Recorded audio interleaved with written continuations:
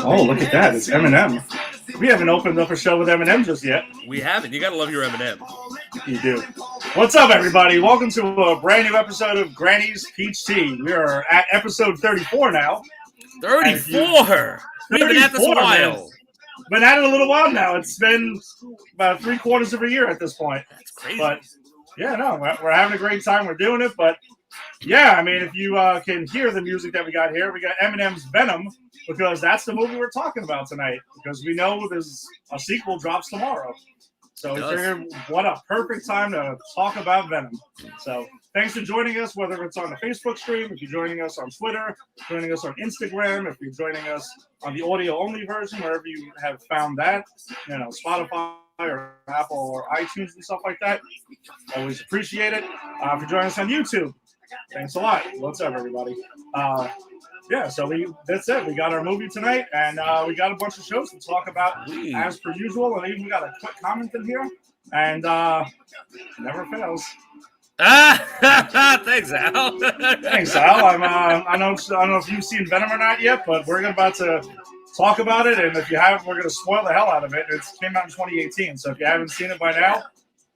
I actually can't believe, Al, I've never asked you if you've seen Venom or not. Because you are such a big Spider-Man fan. I'm curious if you've seen this movie. Oh, yeah.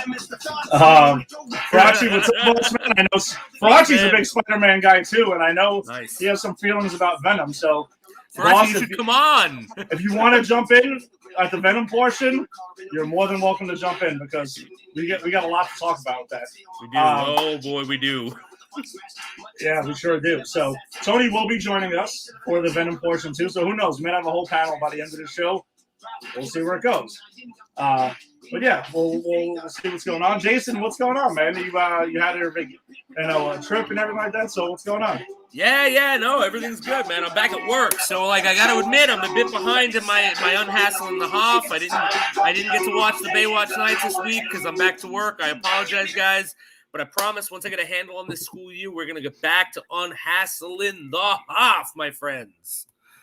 Yeah, and the Hoff actually had an anniversary this week, which we had shared. Yeah, because it was when Knight Rider debuted, and I thought that was that was pretty big news because, I mean, as a kid, I was really huge into Knight Rider. I had a model of kit and everything like that I put together.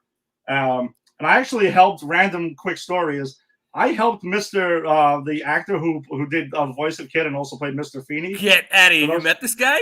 He came in shopping at Godiva when I was a manager up there years ago. And it's funny because I didn't recognize him because I was not a Boy Meets World guy. Right. So I didn't know who he is. I kind of looked at him he looks a little familiar.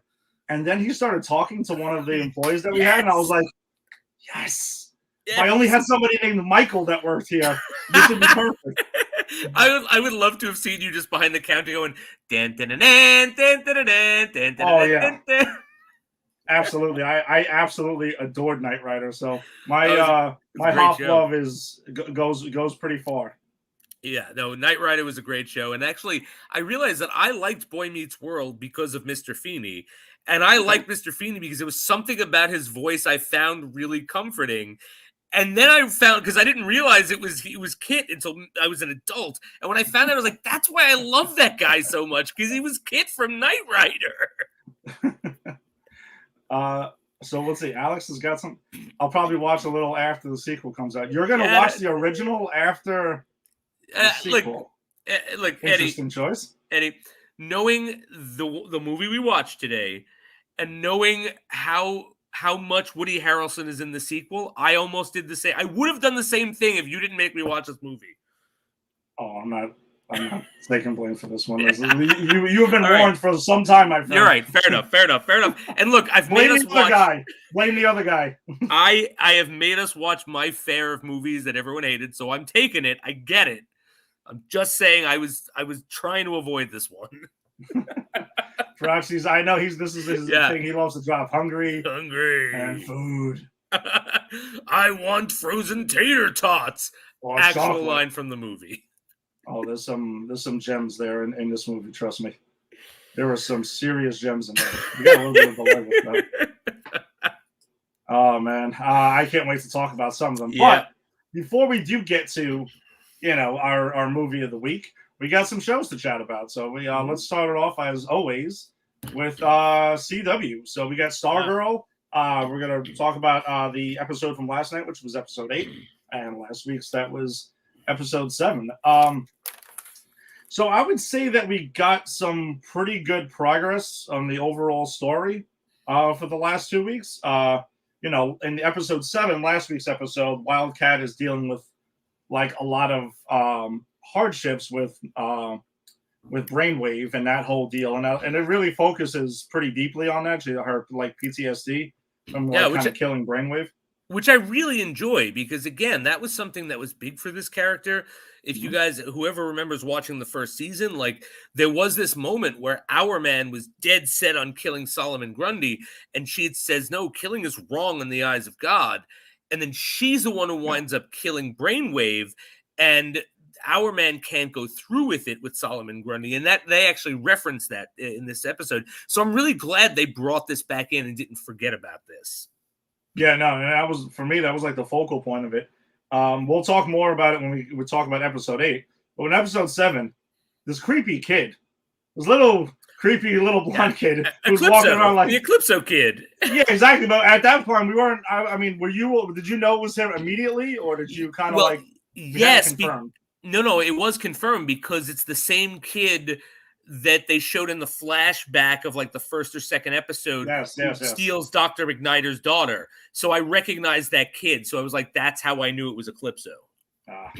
Yeah, this little creepy kid just keeps popping up throughout the episode, and he's like really weird. He's Village of the Damned kid. He's like blonde, like I used to be before I lost my hair. And he's like, hey, and we see him actually more devious in tonight's episode or yesterday's episode. No, we'll get into his comments further, which I was wow. I was like, I can't believe this show's going there. No, I was pretty shocked. So we got there's a scene too in episode 7 where Yolanda falls asleep at her desk. I have a note about this. Yes, it was an absolute allusion to Nightmare on Elm Street. 100%. The whole thing plays out exactly the same way as the first Nightmare on Elm Street. Absolutely. And I was there for it. I enjoyed it. Like, I don't think it was ripping it off. I think that was straight homage. Like, they knew what they were doing, and I really enjoyed it. And because I'm watching it going, wait, is this... they do? No, they are. Like, that was kind of me watching that episode. Yeah, no, and then the comparisons of Eclipso and Freddy Krueger are, I mean, right there too. He looks like Freddy Krueger wearing like the Green Goblin's costume. So, I mean, it's kind of what Eclipso looks like to me. But yeah, I did love that Elm Street homage. Then we see Brainwave is very much in Yolanda's mind. Besides the Elm Street stuff, and throughout the episode, she's seeing a bunch of stuff and playing on her guilt and things like that. And I like that, like, it's obvious Eclipso doing this to her, but I like that he's manifesting himself as, no, I'm Brainwave. Before you killed me, I got in your head. And so she actually thinks it's Brainwave, which is why she, at the end of this episode, winds up quitting the team. Yeah. But I thought it was so cool, because even I'm watching it going, I know it's Eclipso, but this episode is doing such a good job of convincing Yolanda it's the other guy that I'm starting to believe it might be. You know what I mean? Like, I was there too. I was definitely there too. So again, I applaud this episode for taking me where I knew it was going, but still having me doubt we were going there.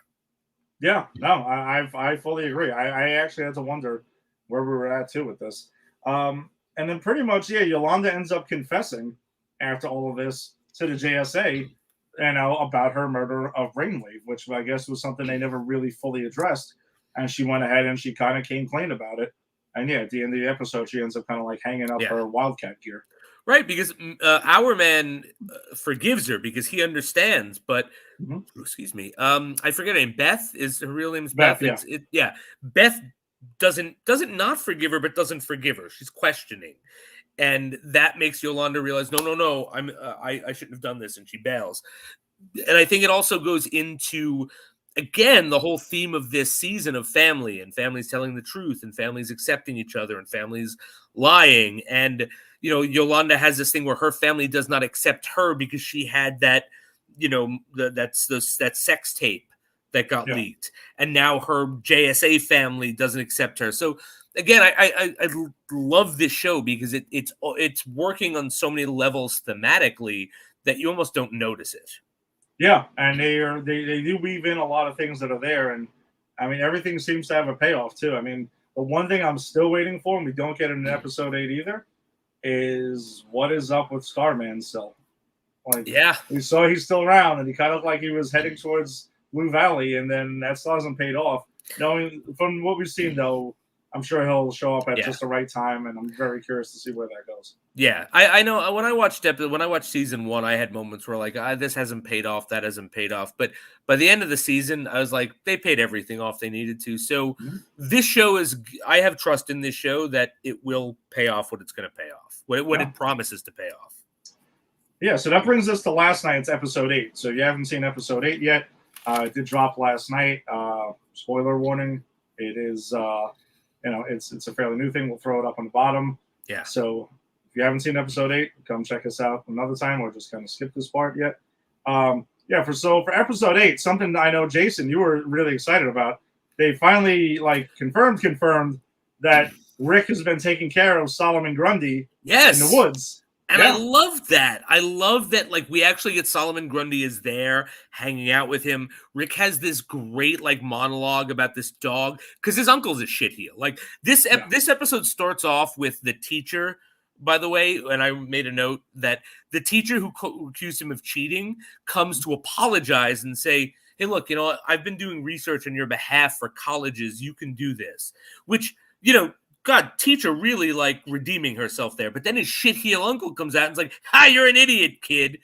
But then we go to what a dick. Oh, he's a piece of shit. I hate that guy. He blames our man because his parents were killed and he got stuck raising him. It's like, dude, blame the ISA. Leave this kid alone. But he has this moment with Grundy where he's telling him, like, my uncle had this dog and he bought him and it was an abused dog and he wanted it to fight it. He wanted it to be a fighting dog. So he just kept abusing it. And I pretended it ran away and I took it to a family and it adopted it. And a year later I saw it and it was a different dog because this dog had love. And then, like, you see that echoed in Solomon Grundy. He's like, you don't know what I'm saying. And Solomon Grundy kind of pats him on the back and shares his food with him. And it kind of shows that they've made this connection because they do have, like, Solomon Grundy was like a tool of the ISA, and he was very much abused by them, but they didn't treat him with compassion like our man is. And I'm really interested to see where this winds up going. Yeah, and throughout the episode, though, this episode pretty much is Eclipso, which we find out was. Did you think it was Eclipso the whole time, screwing with both of? Okay, so, I did, yeah. I did. Both storylines. I was a little bit wondering with the Grundy stuff, but then once they show that, he kind of like set Grundy up to look like he murdered this random little girl, right? Then I'm like, this is Eclipso now. Well, So to be honest, that's where I figured it was Eclipso for him. I knew it was Eclipso for Beth the whole time. Okay. But interesting scene when Solomon Grundy's there with the girl, that talking about illusions like we were to like horror things, that's an allusion to Frankenstein. Like for sure. That's a scene in the movie and the book. So I think it's interesting that they're making these parallels of Solomon Grundy as Frankenstein's monster. Yeah, and this show and I've said this before here, is that this show on its surface really looks like, Americana apple pie and everything like that. But it goes pretty dark with a lot of horror shit, like really beneath the surface. And another thing that they get into, though, so with Beth's storyline here, the current Dr. Midnight, she's there, and she also finds out briefly, by the way, that Dr. McNider is in the Shadowland. Yes, so pretty much confirming that. Yeah. Yes, which I called that. I think the second it happened. Yeah, he's in a place called the Shadowland. He's communicating through the goggles, throughout the episode. But Beth's whole thing is that Eclipso is like preying on all her insecurities about joining the team, about her relationship with her parents, and then it takes the form of this creepy little blonde kid again, who, by the way, really goes there. He says some crazy shit like, "Oh, you're supposed to be." People like you are supposed to be more athletic and fighters and all of that. And at first I'm like, is he really going there? Is he like saying like, heroes in general, but no, he makes it blatantly obvious eventually. Yep, and let's just say he goes as far as you can without dropping the N-word. Yes, making it clear of his racist intent. But again, look, this is not the show being racist. This is the villain using racism to goad this particular woman or girl who, of course, it's a sore spot for her. So I just want to make that clear because we are, we're always very quick to drop the hammer on that. This show is not being racist. It is not showing it in a good light at all. No, I was just amazed that they had the little blonde kid go in there and the villain was saying it. And she throws it back in his face eventually when she gets past it and she realizes what's going on, and these are illusions and stuff like that. It's also, I thought there was another, now that you mention it, the scene that the illusion that Beth is there and she's eating, supposedly about to eat lunch with her parents. Yes. It's an illusion. The worms in the food. I thought of the Lost. Poltergeist, is that where you went? I thought of the Lost Boys. Okay, I can see that. I think both of them make sense. I mean, they're both horror elements. Right. But I thought Poltergeist, when he gets the chicken and you see the, which always scared me as a kid. That's why I remembered it, with the worms coming to the chicken. Like, I didn't eat chicken, like a roast chicken like that for 2 weeks after watching that movie, Yeah, I thought of the Lost Boys when he's just like, hey, Michael, you're eating worms, and he's eating the Chinese food and stuff like that. And I guess it's because there's been a lot of Lost Boys talk online because they're rebooting that, of course. Oh, okay. They're rebooting everything. Yeah, exactly. But even with those things, I'm more like, I'll wait back and see, because some of them are pretty good. No, hey, look, I'll give everything a chance, but my thing is, when I like the original so much, I kind of just am like, well, for me, what's the point? Like that Psycho remake, right? That they did in the 90s. Well, that was an exception. That was really, you went shot for shot. He did. But to be honest, I went in and watched that saying, I'm curious what this is about. And then I watched it and went, well, it was interesting, but I never have to watch it again because I can just watch the original. So unless the reboot, that's also how I felt about, honestly, the Ghostbusters movie. Everyone hated the female Ghostbusters. I didn't hate it. I watched it. I went, yeah, that was fine, but I have the original to watch if I ever have a hankering for Ghostbusters, so I can just watch the original. It's nothing wrong with it. It's just not something I'd ever revisit. Yeah, I mean, I didn't like the Ghostbusters remake, and it wasn't because it was the whole female cast. I just thought the writing was poor. I thought the cameos were pointless. They were literally all pointless. And I don't know. I just thought it was kind of goofy. Yeah, again, it was what it was. I'll never see it again, but I couldn't say it was the worst thing I've seen. I am excited for Ghostbusters Afterlife, though. So really? No? Yeah, I'm not.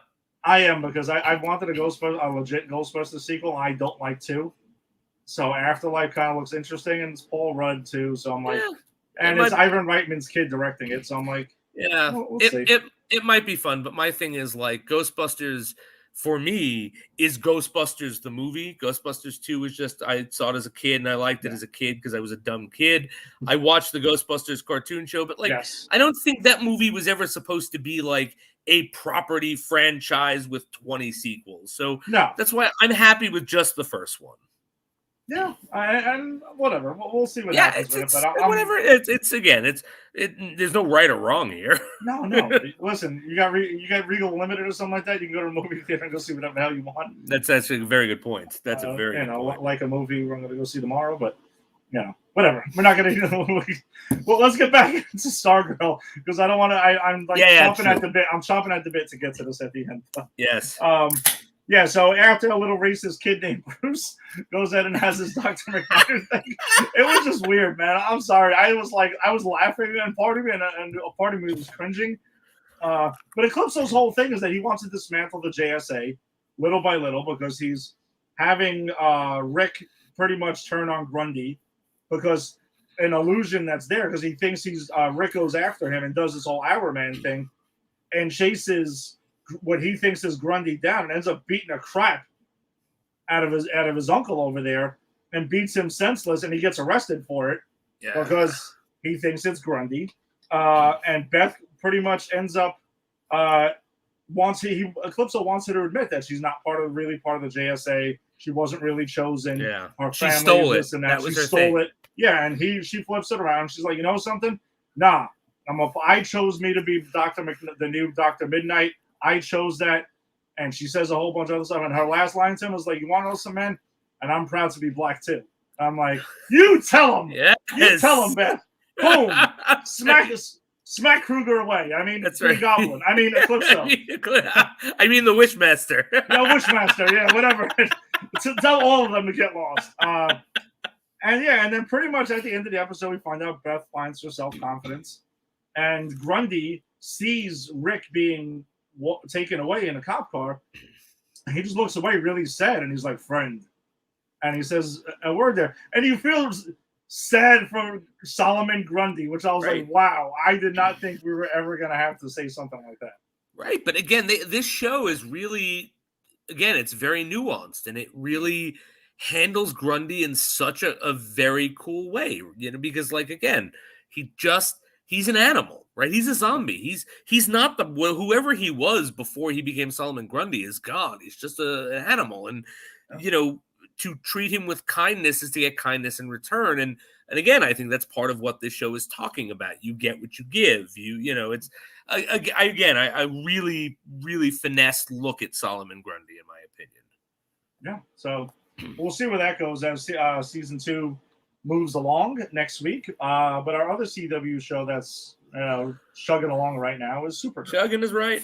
Chugging along. We got 2 episodes to talk about with that. So, Jason, you want to kick it off with your notes on episode 12? All right. So we got a lot to say about it. I got a lot to say about it, but I got to say this right up front, okay? I'm a middle-aged white man, and I really like the message of this episode. I think these conversations should happen. I think, that there needs to be understanding. There needs to be real listening and real dialogue. And that is what this episode is advocating for. And I think the message is sound and wonderful. However, I don't think it was handled the best way. This is a show, Supergirl, that has really delved into social issues like this concerning like immigration and the such. And it has given us sort of allegory, right? The immigrants are the aliens, and Supergirl is an immigrant herself, and she's an alien, and she's like our hero. And I've always really appreciated that about this show, but I feel that this particular episode and this particular message seems like it was just kind of dropped out of left field, and it was just kind of like, okay, well, here it is. We've ticked that off our list of things we got to talk about because we're getting to the end of the season. And I stole that from you, Ed. I'm sorry, but yeah, that was completely yours. But this whole our thing has been sorry, Jake, but our thing has just been, listen, if you watch our show, you know that we're not too thrilled with the way they're handling the 6th season of Supergirl, because it just seems like there's no overall story arc that they're telling. They keep jumping around all and over, and it's almost like this episode, they took a timeout to be like, all right, so let's just see. You have one more season left. Let's check off the boxes of the social issues we have not addressed yet on our show. So, being that we got to get to it with our last season, and we felt like I just felt like it was at expense of telling an entire overall story of the one you've been telling for the past 5 seasons. Yeah, I absolutely agree. And again, it's like, it wasn't clever. So the whole story is, Nixie gives power to the residents of like the I forget the part of town they live in, but the one that Kelly was really going to bat for, and Supergirl actually 2-3 episodes ago was also really going to bat and really going all out to save this town. So that even is more inexplicable to me why she's shamed for not doing enough in this episode when she has in fact done. But whatever. But like, this literally has a corrupt politician using. She gets the magic powers, and she uses the magic powers to literally suck the life of her constituents. Literally. Yes.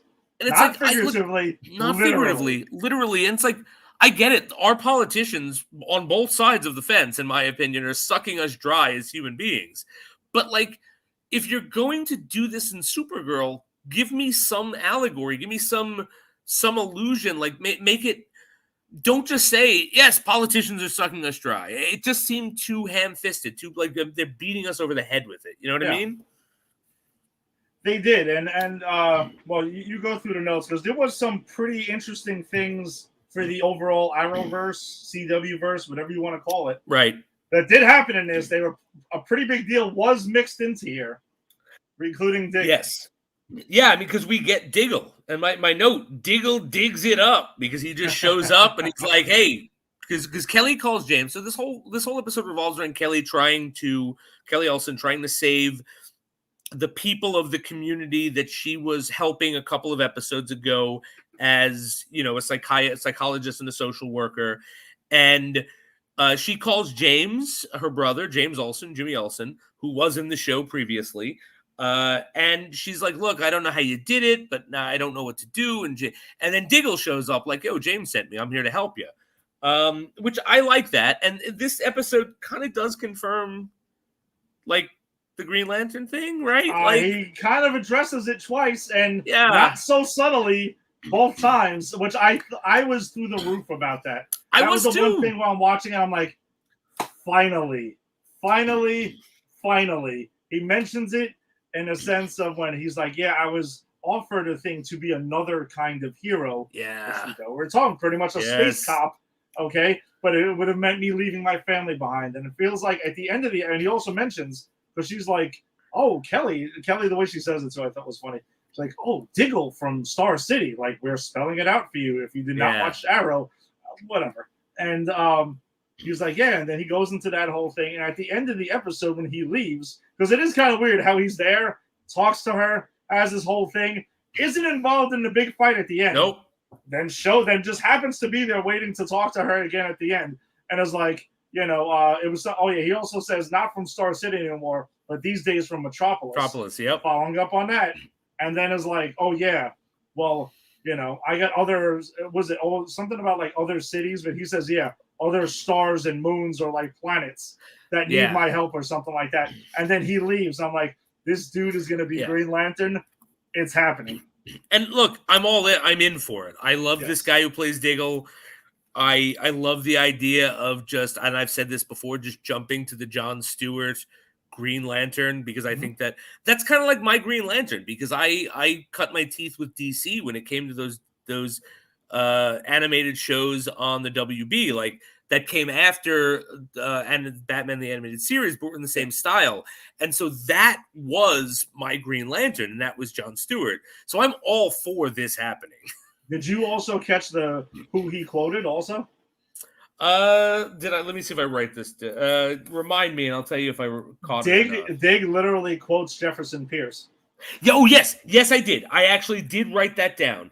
Yeah. I said, I appreciate the Diggle quoted Jefferson Pierce, but my quote was, don't be quoting Jefferson Pierce in this ham-fisted episode. Like Black Lightning was about what this episode was pretending to be about. Yes. Like the series of Black Lightning was about what this one episode was trying to tackle. And I kind of felt like don't bring Jefferson Pierce into this, because that was a show that really tried to tackle this. Now you could argue it didn't do it well, or it did do it well. I think it did, but what do I know? Right? Well. But you can always argue, but don't bring Jefferson Pierce into this one episode where you've decided to tackle what it tackled for 4 seasons. Yeah. I just thought it was cool that it was like, so we got Diggle crossover, and then we got Diggle acknowledging that he knows Jefferson Pierce. Awesome. And I'm like, yes, okay. I'll take that part of it. And don't get me wrong, if Jefferson Pierce showed up, I'd have been like, oh my God, it's Black Lightning, it's Jefferson Pierce. I'd have been so excited. I would have lost my mind. Don't get me wrong, I would have appreciated that. But yeah, so I mean, pretty much this episode is Kelly really putting the screws to the team, because they're focused on trying to stop Nixley, but Nixley has given the power to the politician who's literally sucking the life out of her constituents and physically destroying all the buildings in her little place so she can build high rises. And Kelly puts the screws to the team because they're not laser focused on that neighborhood, and they're trying to stop Nixley, which again, I get what they're trying to do, but I don't really think that's fair, because like if there is a nuclear bomb hovering over the United States and I am Supergirl and I'm trying to stop the nuclear bomb from killing everyone, like the people who are sort of worried about the street level stuff, like Kelly, who's Sentinel, right? Or is she Guardian? Guardian. She's Guardian. Sorry, the other one's Sentinel Sentinel. is Billy Idol. Yeah, Billy Idol. No, David Bowie. Sorry, David David Bowie. My bad. But like, so to shame her for not being laser focused, it's like, well, I'd get it if there was nothing else going on, but like, there's a nuclear bomb hanging over the world, and you're blaming her for not being laser focused on this one part of the city. And it's like, I get that part of the city is important, but I don't know. It just felt weird and ham-fisted, and I wish they would have put this in the character of Kelly before. Yeah, and it comes completely out of left field. Like that's a problem too. It comes out of left field. If she was a character who was in touch with that part of her, maybe if they made it clear that she grew up in a similar neighborhood. I personally can't imagine the James Olsen they gave us in the first 4 seasons being someone who grew up poor. Yeah. I don't know if they established that, but he was very polished. She's very polished. I don't recall. And look, I grew up poor, and I can be very polished. So it doesn't mean anything. I'm just saying, like, they gave no real hint that this was their cultural identity, and for then it to be dropped like it was, I felt if they wanted to address this, which they should have because they address things like this, I wish they would have given more thought to building it up and making it more part of the story of the season instead of just dropping the episode in, if that makes sense. Yeah, no, that makes sense. And one thing I think they did handle well, which is something I didn't really think about, but it does tie in well, is to pretty much say when John Jones is talking about it, and he talks about he chose to wear the face of a black man and stuff like that, and he connects it like with him feeling like, and I know that he's never been a part of like, the earth and stuff like that, and he just connects it with like not feeling like connected with everything else like around him. So he uses that whole thing, and he's like, something, I'm glad I did it. I'm glad I chose to wear this face. I'm glad that I'm going with it. And I thought that was cool because I never honestly really thought about it in connection with the episode. Right. Like, oh yeah, it's right. John Jones is here, but then again, I'm thinking to myself, John Jones is technically an alien, but wearing a disguise. But then he addressed that whole point, which I thought was pretty cool that they got into that. And that was not like that part was handled well. But yeah, overall the episode, and pretty much at the end, by the end of the episode, we get Kelly is fully Guardian now. She has her costume all spray painted. She made it her own color. She had it her own fit. Sight lines were fixed, as she talks about. So she's not running around with James Olsen's Guardian costume. Which, he's a lot bigger. Makes sense. Yeah, James Olsen was like 3 feet taller than her, right? I mean, whatever. He's a big guy. Yeah, he's a big guy. She's fucking taller than me. Yeah, good point. Yeah. So yes, I guess then last night's episode 13. Yeah, you know what? I meant to take notes on this, and I didn't because I thought for the most part it was just a good episode. Like, I thought this was the kind of episode that that feels like an episode that should be at the end of your final season. We have Supergirl and Nixley. They're both trying to get this artifact, which has the 5th dimensional power. It's the MacGuffin of this season, and it breaks because it's literally just a slingshot or turkey wishbone, right? Yeah, whatever it is. And it breaks, and they have to do. They pretty much have to relive the worst day of their life and the time that they were the most cowardly in the opinion of the Arbiter, and they have to do it right. And I thought it was interesting that Nixley does it right. Yeah. Like, she figures out, not meaning to, like, she means to. So Nixley's thing is the day of the coup where her brother turns on her and imprisons her, and her father gets rid of her. And so at first she tries to kill her father and she fails. And the second time she's going to kill her brother, but she can't do it. And so she breaks down emotionally and tells him how terrible it is what he's doing. And she passes. And I thought that was really cool. Like, that was the test. Can you be an actual human being? Yeah, and that's what I thought that was an interesting way to do it. And I thought it was cool that Supergirl's test was to go back to pretty much the first episode. And I thought it was cool like that, how they did that. And it also brought me back to the first episode. And I'm like, man, when the show was awesome.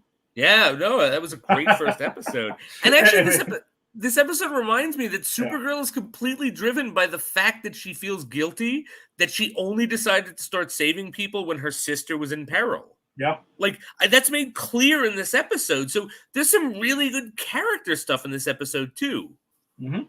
Agreed. By the way, I had a WTF moment from episode 12. Oh, okay. Let's It go slipped for my mind for a second.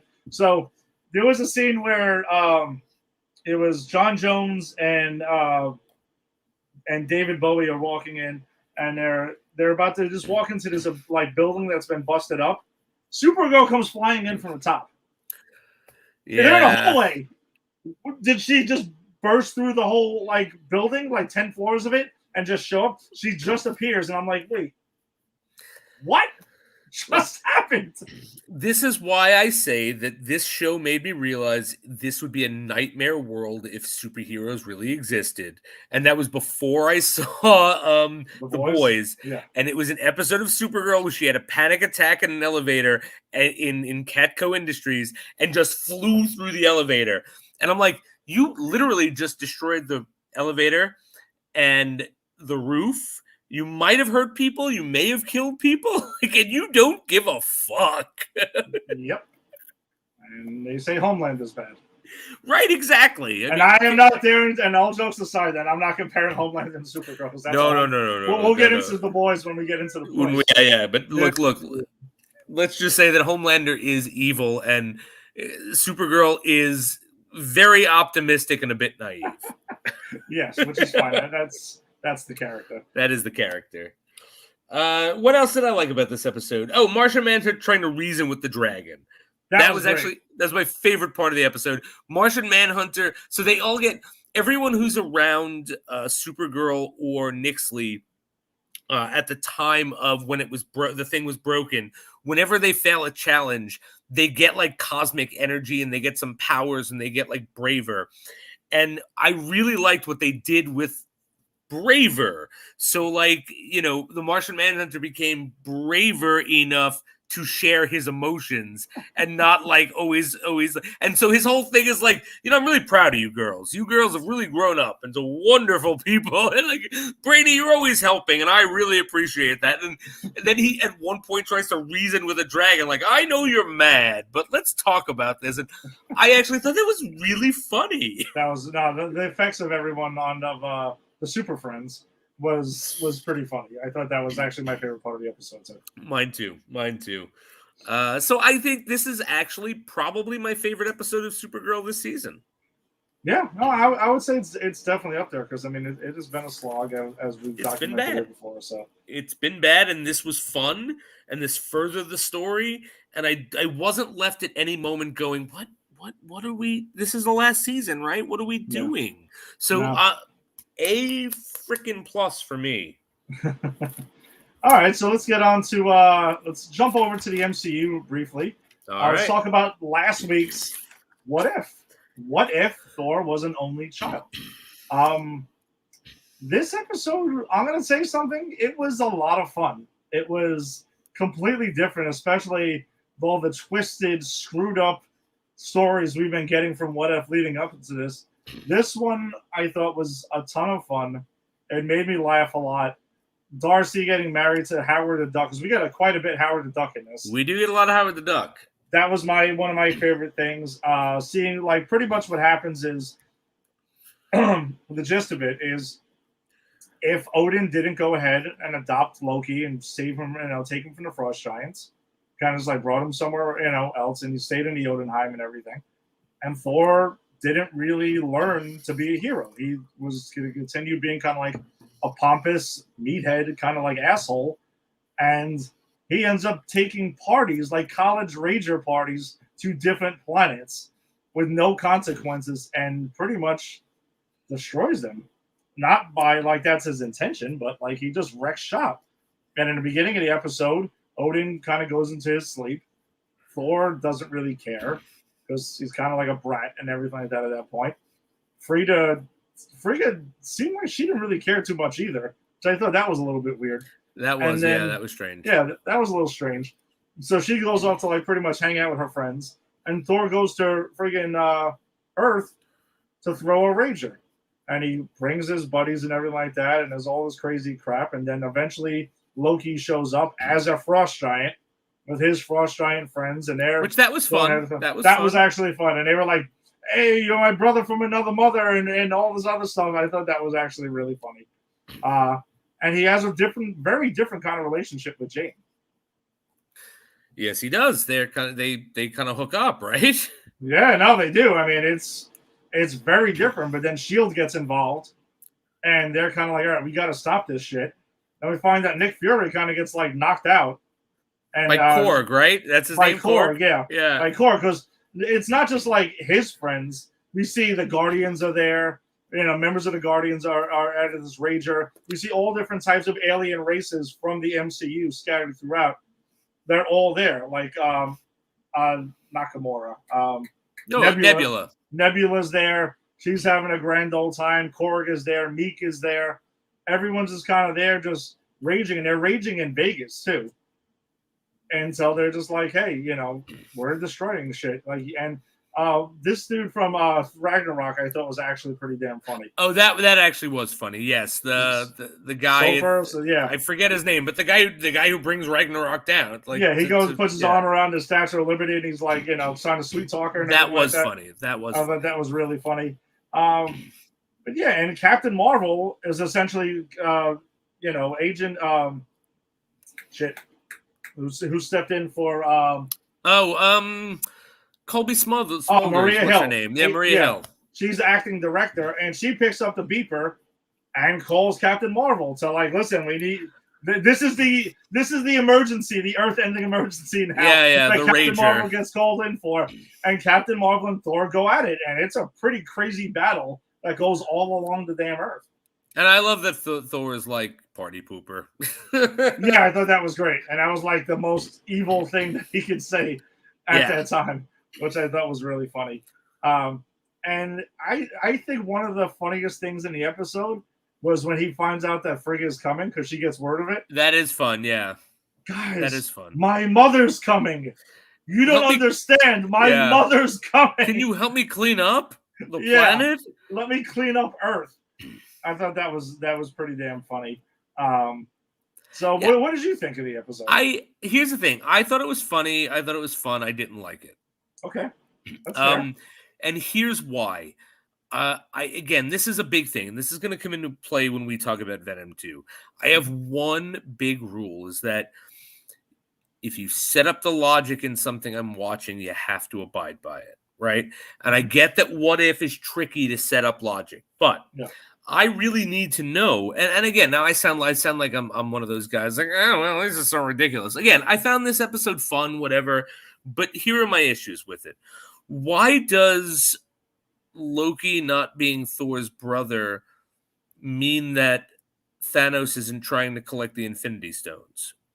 Because if Nebula is partying on planet Earth, that means she's not enslaved by her father Thanos, forcing her to get Infinity Stones. So I don't understand how that changed.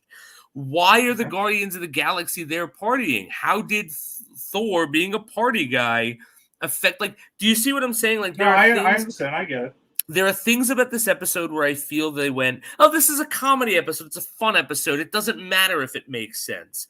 And I think when you're doing a multiverse what-if episode, it kind of still has to. Like, if you look back at the what if T'Challa was Star-Lord, right? You might not agree that T'Challa could talk Thanos out of his quest. Mm-hmm. But the internal logic is that he has. So you have to go along with that but it's then explained why that change has occurred.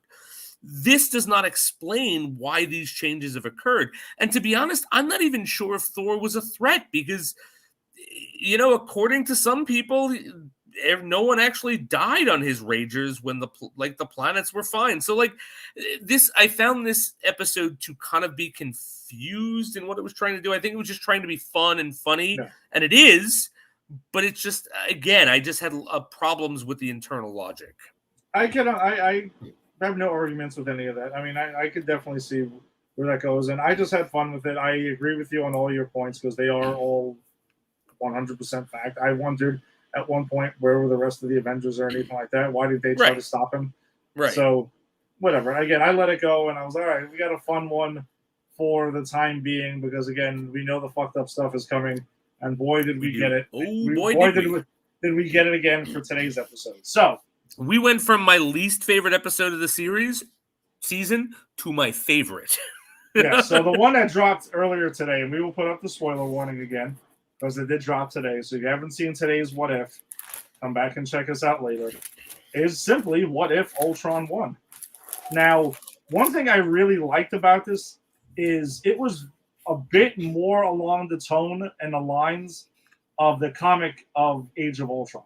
Yeah, it was not like the movie at all. The movie just took the title because the title sounded cool and it kind of made some sense. But if you read the comic version of Age of Ultron, it is very different. It is pretty much what if Ultron won and he had his, Ultron bots and everything all over the planet and everything, and they're running shit, and the heroes are like very few and far in between and everything. So that's the part where they're the same. But then after that, it's totally different because the Age of Ultron in the comics is a time travel thing with Hank Pym and Wolverine's involved and all this other stuff. But I did like that. We get Tony Stark dying again. He's like Kenny in South Park at this point in What If. Every episode he dies. My first note was cue Tony Stark's death. Yeah. Yep. Sadly enough. But we also get Thanos' death. Like that. Yes. Like nothing. So Ultron pretty much takes over, destroys everything, right? Everything. And he's sitting there, and Thanos comes out looking for the Mind Stone. And I didn't even think about that. Of course Thanos is going to come for that Mind Stone, right? Mm-hmm. And Ultron just looks back and he goes, fascinating. And he used the laser to cut this guy in two, and he takes the freaking Infinity Gems, and he becomes like a god. He becomes the Infinity Gauntlet, essentially. He does, yes, he does. In, Vision's body with Ultron's armor, with the Infinity Stones in the chest, it looks really good. It looks really cool. I'm pretty sure Funko is going to do a pop of that. I hope it's an exclusive because I'll be all over that damn thing. Yes, I have to. I will be too, and I'll tell you something.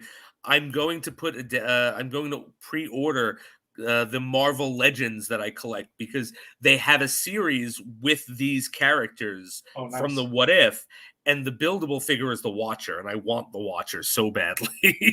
Yeah, well, speaking of the Watcher, by the way, so Ultron's whole thing, he gets that out of hand, where he pretty much wipes out everything on every planet in this version, in this universe, that the Watcher is like, oh shit. Yeah. And then he becomes present of the Watcher's existence and stares at him. And we've seen it happen before too, and then we'll get to it when we get to the end, but we saw it happen with the evil Doctor Strange sort of get that powerful. But this is like he looks at the Watcher in the eye and says, oh, there are other universes. There's a multiverse. And then Ultron starts looking to get his way into the Watcher's realm. And you're right, the Watcher's scared. He's like, whoa, whoa, whoa. He shuts the door. He's like, no, no, no. Yeah, I'm not watching anymore. I mean, I gotta start coming up with a plan to stop this dude because it's gone way past that now. But back on Earth, we do get Black Widow and Hawkeye, who is missing one arm and has like a robotic arm. Yep. They're on this quest to be like, all right, how the hell are we gonna stop this guy? And they're in Russia. And they pretty much go through like KGB files, and they're going through literal boxes of the stuff that Ultron can't get to, which I thought was actually pretty smart to make sure that they knew it wasn't online. And the Watcher's there kind of like hoping that Hawkeye goes to this one box, and the answer is right there. And it's like, Armin Zola. Like nudging him. And they go back and they find Armin Zola, and there was a copy of him that was in Russia that Hydra had there. They download him and put him into one of the Ultron bots there, in hopes to kind of like take this dude down, but they can't do it because he's off-world. So essentially their plan can't fully succeed. Not even off-world, because they had taken that into consideration, like the drone bots. Yeah. He's out of the universe, which is something they could not possibly have like anticipated. But and did you notice this in that scene where Hawkeye and Natasha are in the KGB headquarters and the Watcher's in the middle? The Watcher, well, there are two things. One, she gets the Red Guardian shield, right? Which I think is what you were going for. That was great. I loved it. Absolutely loved it. Took me a second, but I got it. I thought that was fantastic. But if you notice, too, the Watcher is drawn in a different style of animation than the rest of them.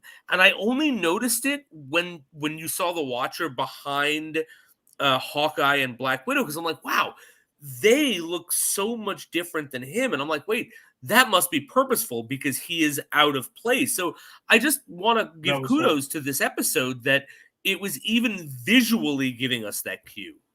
Yeah, I thought that was fantastic. Another thing I really liked a lot was there was that callback, what I felt was a callback to Endgame, because when Natasha, when Black Widow and Hawkeye are there, and then she needs to get away with Armin Zola, he sacrifices himself. He's the one who jumps off and takes an arrow to these Ultron bots, and it is very reminiscent of Natasha sacrificing herself in Endgame and Volmir, and I thought that was really, really cool. Yeah, same here. I thought that was it was awesome. Like, you're watching it and you know exactly what they're doing. Mm-hmm. And it's a nice death for Hawkeye, to be honest. I mean, it's very his heroic. Family's gone at that point, too. So he's got, like, nothing. Because he says throughout the episode, there's nothing left to fight for. Yeah. Referring to pretty much his family and everything else is gone. So at this point, he's the one who's going to sacrifice it. I mean, are there any other human beings left on the planet besides them two? Because they were off-world when the destruction happened. They literally might be the only two left. Exactly. So I thought that was pretty interesting. And then we get Ultron versus Watcher. Which is awesome. Complete throwdown fight. Did you notice Galactus? Yes. Oh my God, I was so happy to see a real Galactus chomping on a planet. Yeah, that was crazy. That was really crazy. Okay? We got Galactus in like an MCU acknowledgement there. Oh, I love it. That was great, and it wasn't a cloud. No, it wasn't. It wasn't a space vagina, which is what I used to say it looked like.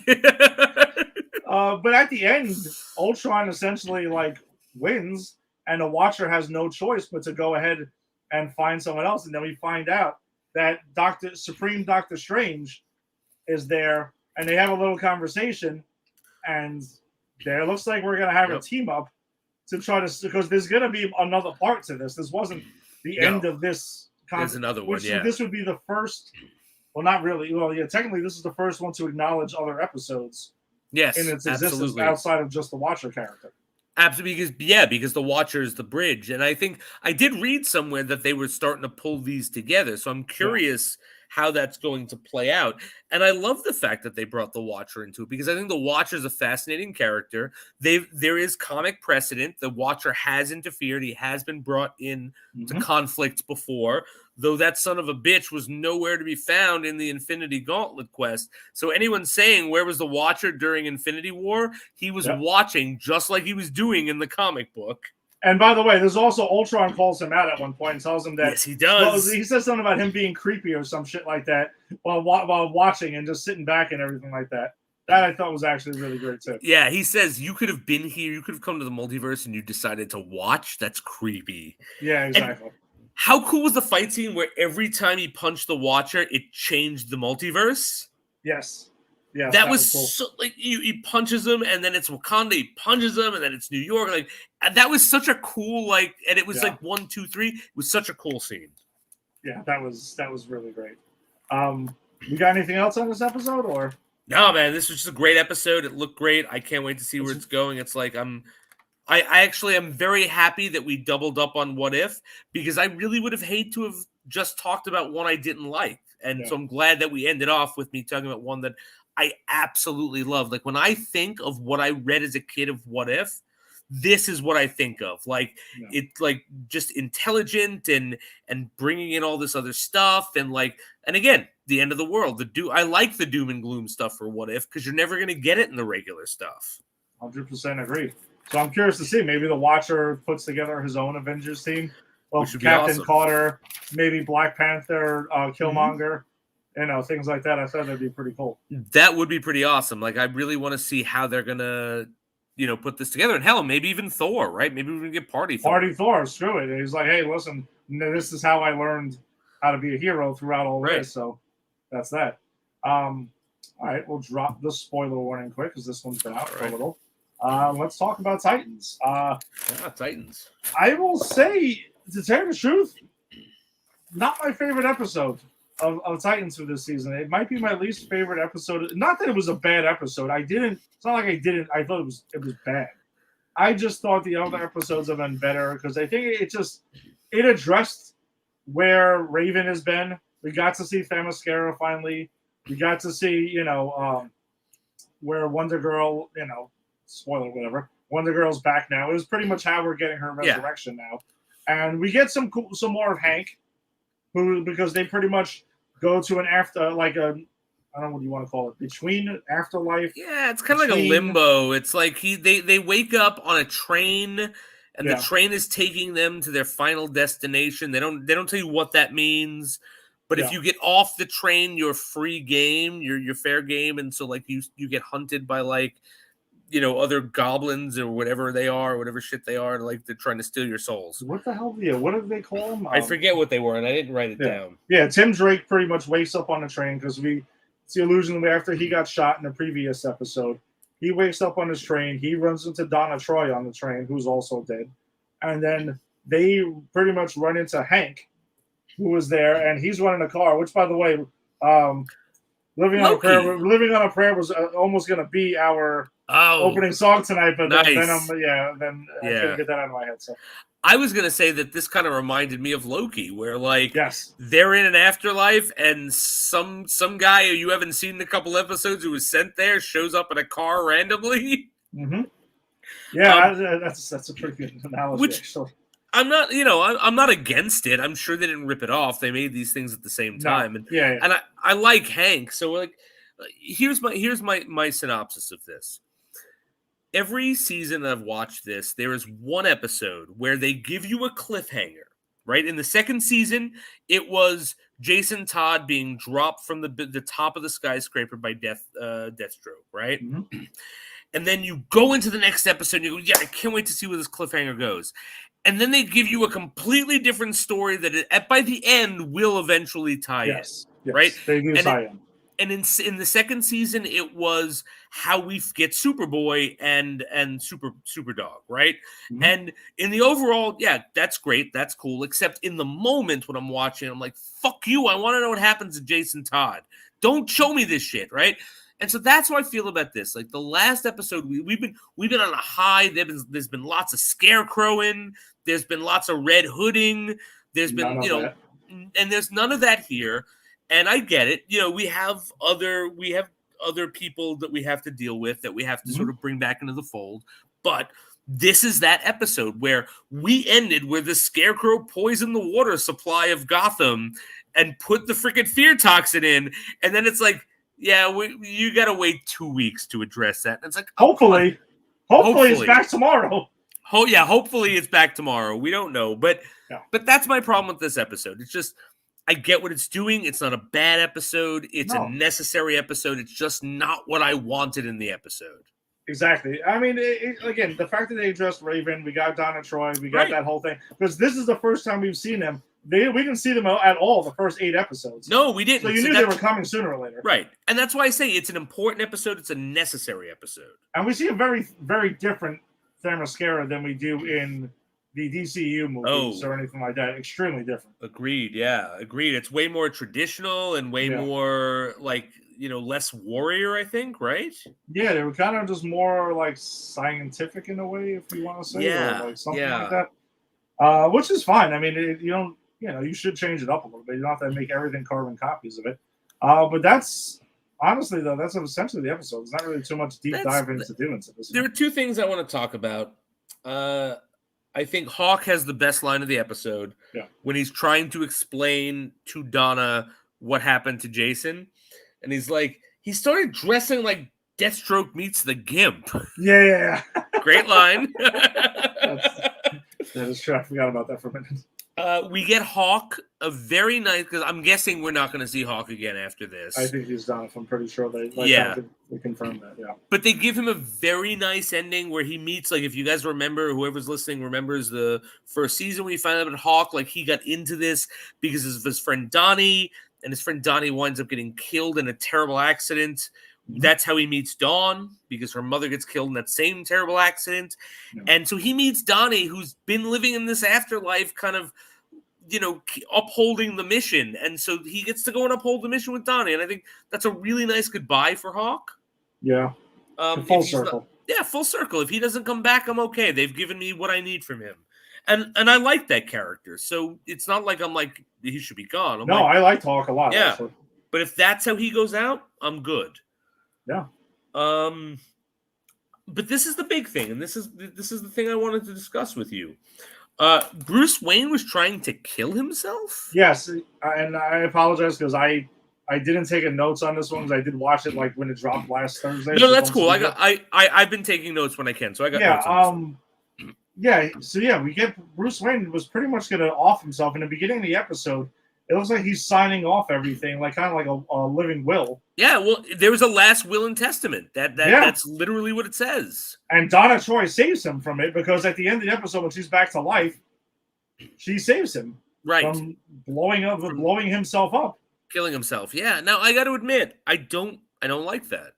I'm just hoping that I'm going to hold off my judgment on it because yes, I agree. I don't like that. I don't think that's a Bruce Wayne thing to do at all. But I would want to see what they follow because I'm sure we're going to get more of an explanation for this, and hopefully we get it in tomorrow's episode. We see that there's more to it. And look, there are ways to make this work. You know what I'm saying? So I'm like, if they do something like, okay, that makes sense, I'm fine with it. But just as it stood, like because again, like Bruce Wayne in this season is doing things that I don't see Bruce Wayne would have done. I get it's not the traditional Bruce Wayne; it's an older one. It's more of a darker, more realistic version. So, but suicide for this character is something I just don't ever see because if he didn't kill himself after watching his family die like rats in front of him in a freaking alley, like if that doesn't drive you to suicide, I don't think anything will because he's just, and it's not even like, oh, he's so great or anything. It's just like, no, like he's got so many like defense mechanisms, like for survival, he's not going to kill himself. That's just my thing. Yeah, out of character. That's my thought. So, all right, so we'll see where that goes. But now it is that time. Is it? It is that time for two things. One, to flip the title to our movie of the week. And it is also time to bring in the third co-host. Yes! Yes! Tony is here just in time for Venom. Yes! Hi, boys. What's going on, man? Tony, I gotta say that I now understand how you felt all those episodes ago when we watched Suicide Squad, and I went, "No, this is really fun," and you went, "Are you out of your fucking mind? I get it now." I told you karma's a bitch, bro. You did, and look, and I fully accept it. I deserve it. I own it. It's good. It's a beautiful thing. So.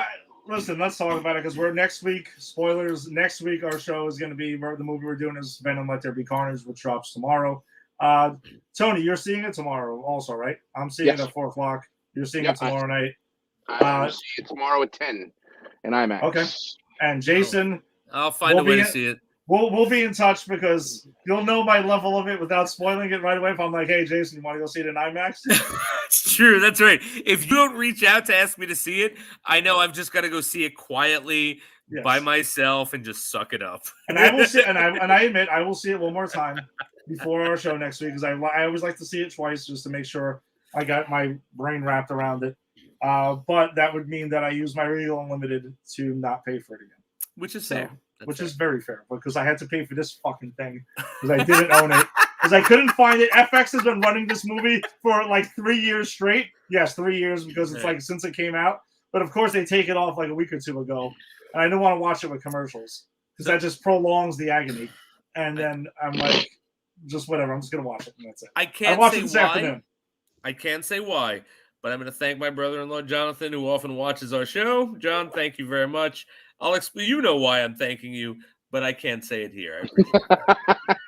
You're a lucky motherfucker because I had to pay $10 for this. Yeah, I did not. I can't return it. I can't return it at all. So you own it now. No, I'm hoping to never ever watch it again. So, all right, well, listen. I'm gonna talk about it. If you watch the show, you guys already know I'm a huge Spider-Man fan. He's my favorite hero. Batman's my second, but Spider-Man's been my guy since I've been a kid. Still is to this day. And I think that's the reason why a lot of times over the years, Tony thinks that that's the first thing that he thinks I kind of rejected this movie. Because when I did see the trailer, I looked at it, I'm like, what is this? And it was the same thing with Joker. That's kind of what I wanted to make this comparison, right? Because Venom was coming out. All right, we're going to take a villain a movie about a villain and not have his arch nemesis here. We're not going to acknowledge them at all, and we're going to make a movie solely around this.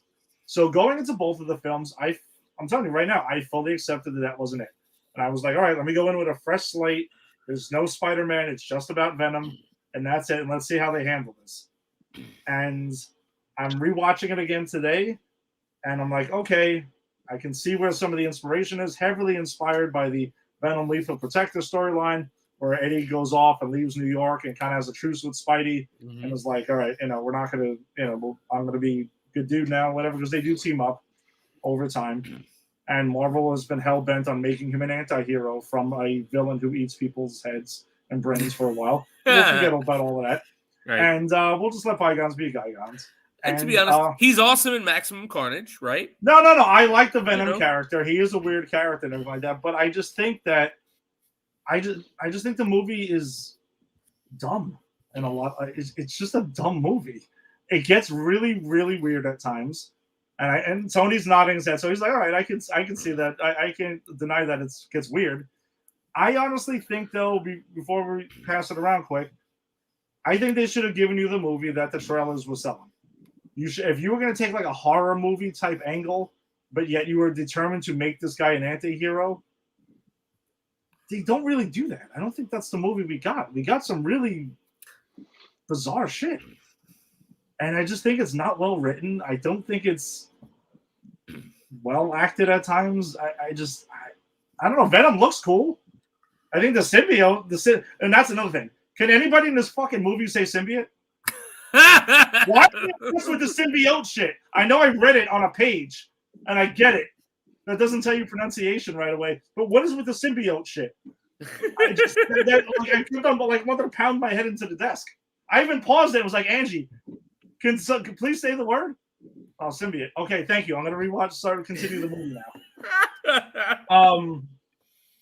I'll say something too I'm glad they didn't put the giant white tarantula on him, because it would have made no sense. He only has that because he was linked to Peter Parker previously. That's the only reason. So I thought it was smart that they was all right. We'll put white veiny things around him, and you kind of get the concept. Tony, go ahead, because I think we've got enough bashing. Let's get to some more positive, and then I am dying to see what Jason has to say before we get into details. All right, so this is my thought. Okay, I am by no means saying that this is a solid film. Okay, nowhere will you ever hear me say that. Okay, this movie has serious problems. Okay, what I like about this movie and what I find so much fun about it is the relationship that Eddie and Venom have. Which really, if you think about it, other than Peter and other than the Spider-Man, connection there, right? The character is all about Eddie and Venom and the relationship that the two of them share. Okay, and I think that Tom Hardy pulls it off extremely well. I feel like, especially the fact when he's first realizing what's going on, and their first couple of interactions and everything. It's almost like they went from a horror movie, like you said in the beginning, like when he was at the Life Foundation and he's when he sees Maria locked in the thing, and he's killing these people off left and right.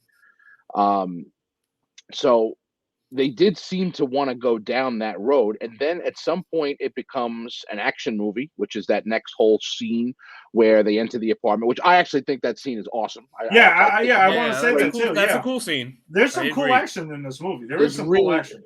The scene, I mean, I in my opinion, the three best scenes happen within 20 minutes of each other, and that's the scene in the apartment, the scene on the motorcycle, and the scene with the cops in the lobby of the building. Yeah. Okay. Yeah, agreed. Those are great action scenes. Yep. I'm watching this movie and I'm saying, if we get the rest of this film after these three scenes, this is a fucking awesome movie.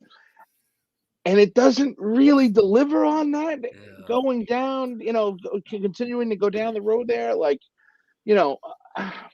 look, I think that I think you're 100% right. I think that the some of the dialogue is absolutely atrocious. I have quotes. I can't wait to get to them. Yeah, I mean, there are some really horrible, lazy lines written in this film, and then there is some hysterical banter between the two of them. I mean, in all seriousness, right?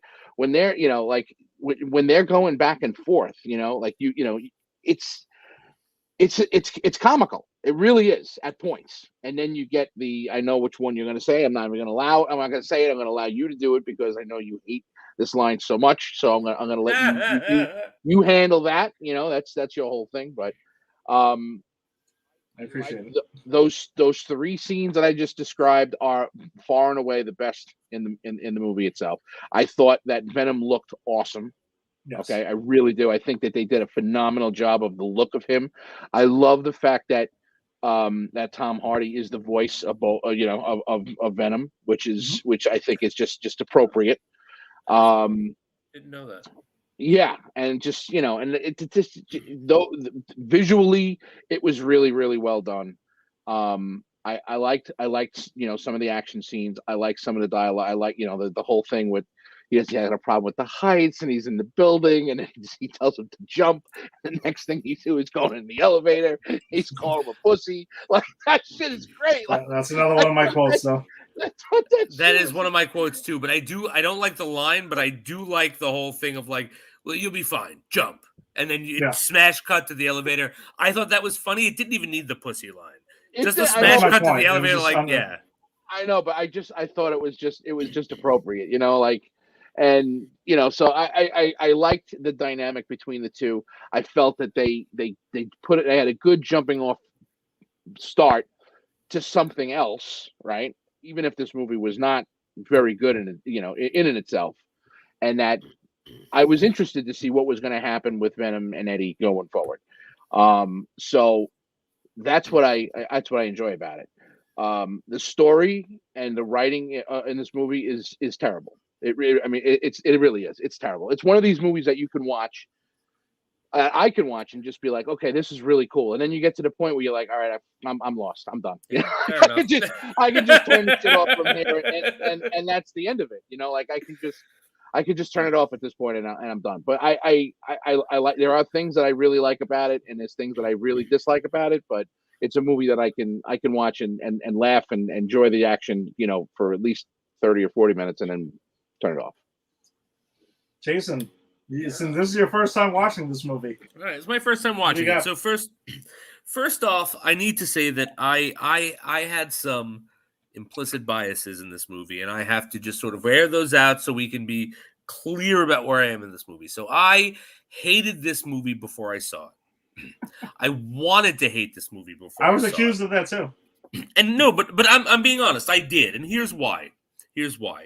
Because I knew no matter what happened in this movie, it wasn't going to make up for the fact that this movie is the reason I'm never going to get a Venom in the MCU.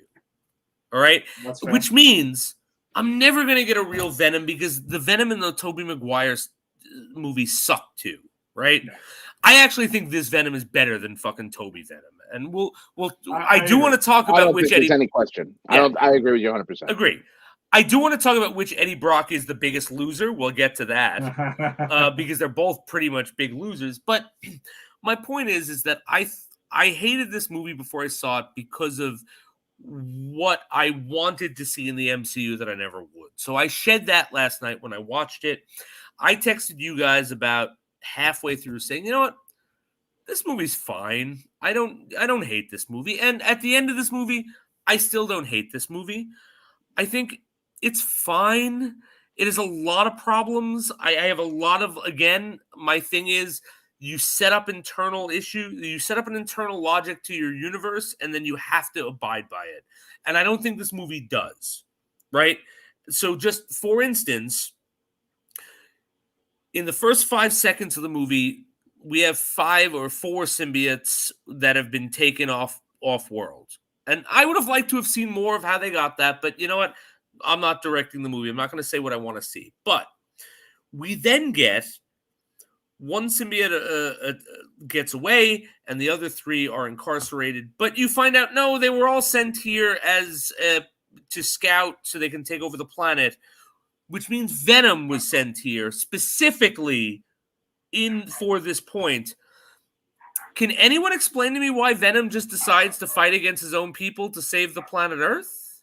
Eddie? I can tell you right now because please. I thank you. I'll jump in here right now because on his planet, he's a loser, and Eddie, he's a loser, and I like you, and I like this place.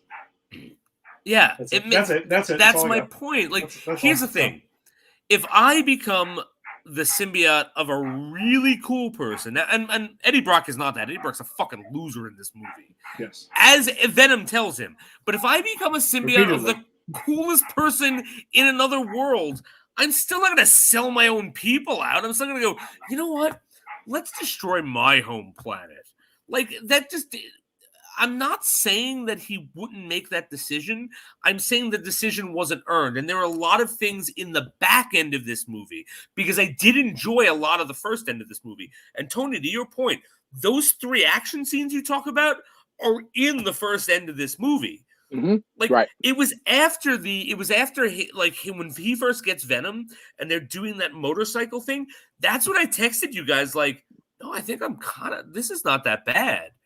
But when it gets into like why things happen, like the lazy run, when the lazy writing starts, that's when it goes downhill. That's it. And I think it's such lazy writing. Like, so you get this cool setup of whatever the other symbiote was who like escapes, who literally lands on Malaysia and says, fuck you, I'm going to walk to the United States and figure out what this life thing is that took me from my planet. That's an awesome setup. And you come back to him sometimes and he's possessing different people. But what's the payout?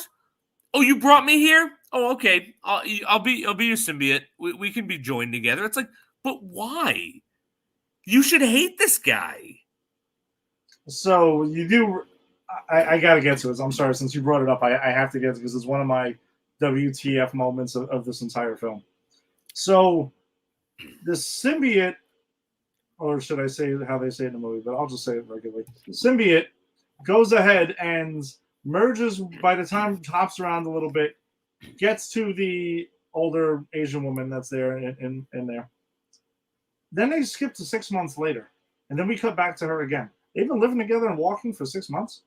Yeah, to the airport. To the airport. Right. No. They get on a plane to fly to the United States. Okay? They do that. Had the symbiote for 6 months, but meanwhile, all these other hosts are going with these symbiotes and rejecting them immediately and killing them because that was the whole purpose of why Eddie Brock has beef with name comes to me. Name Carlton Drake. Thank you. Yeah. So that's why he has the whole problem with him. But this 6 months, no problem. Everything's fine. Also, why does it bond with Eddie? It never explains. Outside of that line of, we're both losers, so I'll stay here, there's no real explanation of why it says Eddie is a good host. And I think we need that. No, I think what they actually, in one of the more cohesive parts of the whole thing is that when they were in the lab, they actually explain that there's no way for them to know which host is going to bond with which symbiote. Right. So like they basically say that, like, you know, they just don't know. It just happens. And and that's fine, but I think as an audience member, I need to understand once Venom says, Eddie, you're my guy, I need to understand why. Like, I get that they don't know it, but if you're telling me the whole thing about this is finding the right symbiote for the right host, and oh, by the way, the villain also gets a symbiote because he's the villain, so it doesn't matter. But like, if you tell me if Venom gets to Eddie and goes, even just a throwaway line like, "Oh, I can't control you 100%." This is interesting. Just something like to make it look like, why is this a viable thing? But they don't explain it. They give you nothing. Well, I'm hoping. Look. The way I took it by watching it is that that Venom knows that Venom knew that Eddie was going to be a match. Okay, like that, he figured it out. And it seems to me that that the symbiotes know who they're going to be a compatible host and who aren't. right? So But that's the way I took it. I'm not saying that it says it yeah, anywhere. I'm saying it definitely should explain no, that. that's fair. I'm hoping that tomorrow night we're going to get a little bit of a window into that. I'm hoping that they'll go back and say, okay, we don't fuck this up in the first movie. Let's see if Right. we can right the ship in the That's second fair. one. So That's fair. I'm hoping that we'll get a little bit of that tomorrow. But yes, I agree with you 100%. They don't say it. They kind of imply it, but I would really have liked them Yeah. to say, look, sometimes, the MCU, without doing it, will hit you over the head with the sledgehammer to kind of say, this is why we did it. And then everyone is like, oh, that makes perfect sense. And it just hits. Sometimes, and you could tell the movies that are written by Marvel and the ones that aren't and need that further explanation. So I don't think that they did. I agree with you that it definitely should have been in there. And I'm hoping that that's something that they're going to write, with this, with the next one. I also hope that. And to be honest, I'm actually more excited to see this new one than I was to see this one for one reason. Carnage. Woody Harrelson. I love Woody Harrelson. Yeah. And I think I didn't realize, not to jump ahead, but we are jumping around, right? So like the post-credit scene. The post-credit scene I didn't realize that he was in that post-credit scene. They set up Carnage right away. And I'm watching that and I'm like, oh, Woody knows what movie he's in. Like, and so I'm hoping that Woody knows what movie he's in, and that really brings the enjoyment for this new one, because no one knows what movie they're in this, in my opinion. Like Tom Hardy. Great. Tom Hardy's in a different fucking movie than everyone else. Tom Hardy's in like a fucking slapstick comedy where it's like, oh, I'm a loser. Like he's playing it so comedically in such a weird way. Like I didn't get it. But then everyone else is fucking stone cold serious. And so I'm hoping, like, if Woody Harrelson's also playing like a wacky thing against Tom Hardy's wackiness, I hope that kind of like, works. But I don't think his performance works in this. I agree. It's in a different movie than the rest of it. That's exactly it. Yeah, I agree with you. And I think that kind of goes with the writing, though, because I feel like you got three different kinds of movies. You got you got that horror aspect in the beginning. You got the action hero flick in the middle, and then you got the comedy, which is just kind of, dropped in here and there. Some of it hits and some of it is terrible. So, right. Like I'm hoping with Andy Serkis doing Let There Be Carnage, I'm really hoping that this is more of a, smooth kind of, more cohesive storyline. We get a better movie overall than this. Then you just get parts. For me, the good parts for me outweighed the bad, and and that's why I can watch it and have fun with it. But when I saw it, I told you, I said I didn't hate it. I thought some of it was really, really fun, and then there are parts of it where you're just scratching your head. You're like, what the fuck are you talking about? Like, really, like what do you like? All of a sudden, like Carlton Drake, who is who they're trying to say is one of the smartest men on the planet, right?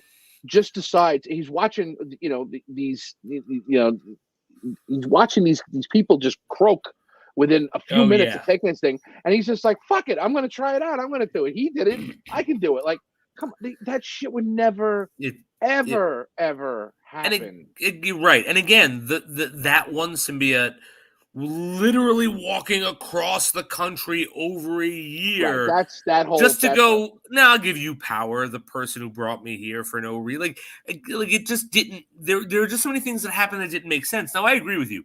There's a lot of fun stuff in this movie. Like I do think the action is fun. I thought I was gonna hate Venom. I really did. I thought I was gonna hate Venom. I didn't. He's fine. Mm-hmm. It's not exactly the Venom I'm used to, but he wasn't like definitely the best one we've gotten so far. That's for sure. I agree. It's way better than the one from Spider-Man 3. So like, I didn't love him calling Eddie Brock a pussy, but I think that's part of what this movie. My problem with this movie is it has some good stuff, but it feels the need to hit you over the head with it, right? Like I think they were trying too hard in some aspects. Mm-hmm. Like that. Eddie Brock going, I'm taking the elevator. He doesn't trust Venom. And Venom doesn't need to say you're a pussy. We get it. That we get the joke, right? Exactly. There's also another thing, like Drake, who I think actually is a pretty decent villain. Yeah, Rizamato is actually he's very credible as a as a villain in this. So yeah, I agree. I agree. I think it's a good performance. I think it's a good villain. I think there are parts of it that are written well, but just to give you a sense of like how overwritten I think it can be, like, so Drake gives a speech to one of the homeless guys whose name is Isaac, right? And he starts to talk about like, well, Isaac was the name of Abraham's son, and Abraham had to make the sacrifice, but I really think it was Isaac's sacrifice. I think that dialogue was cool.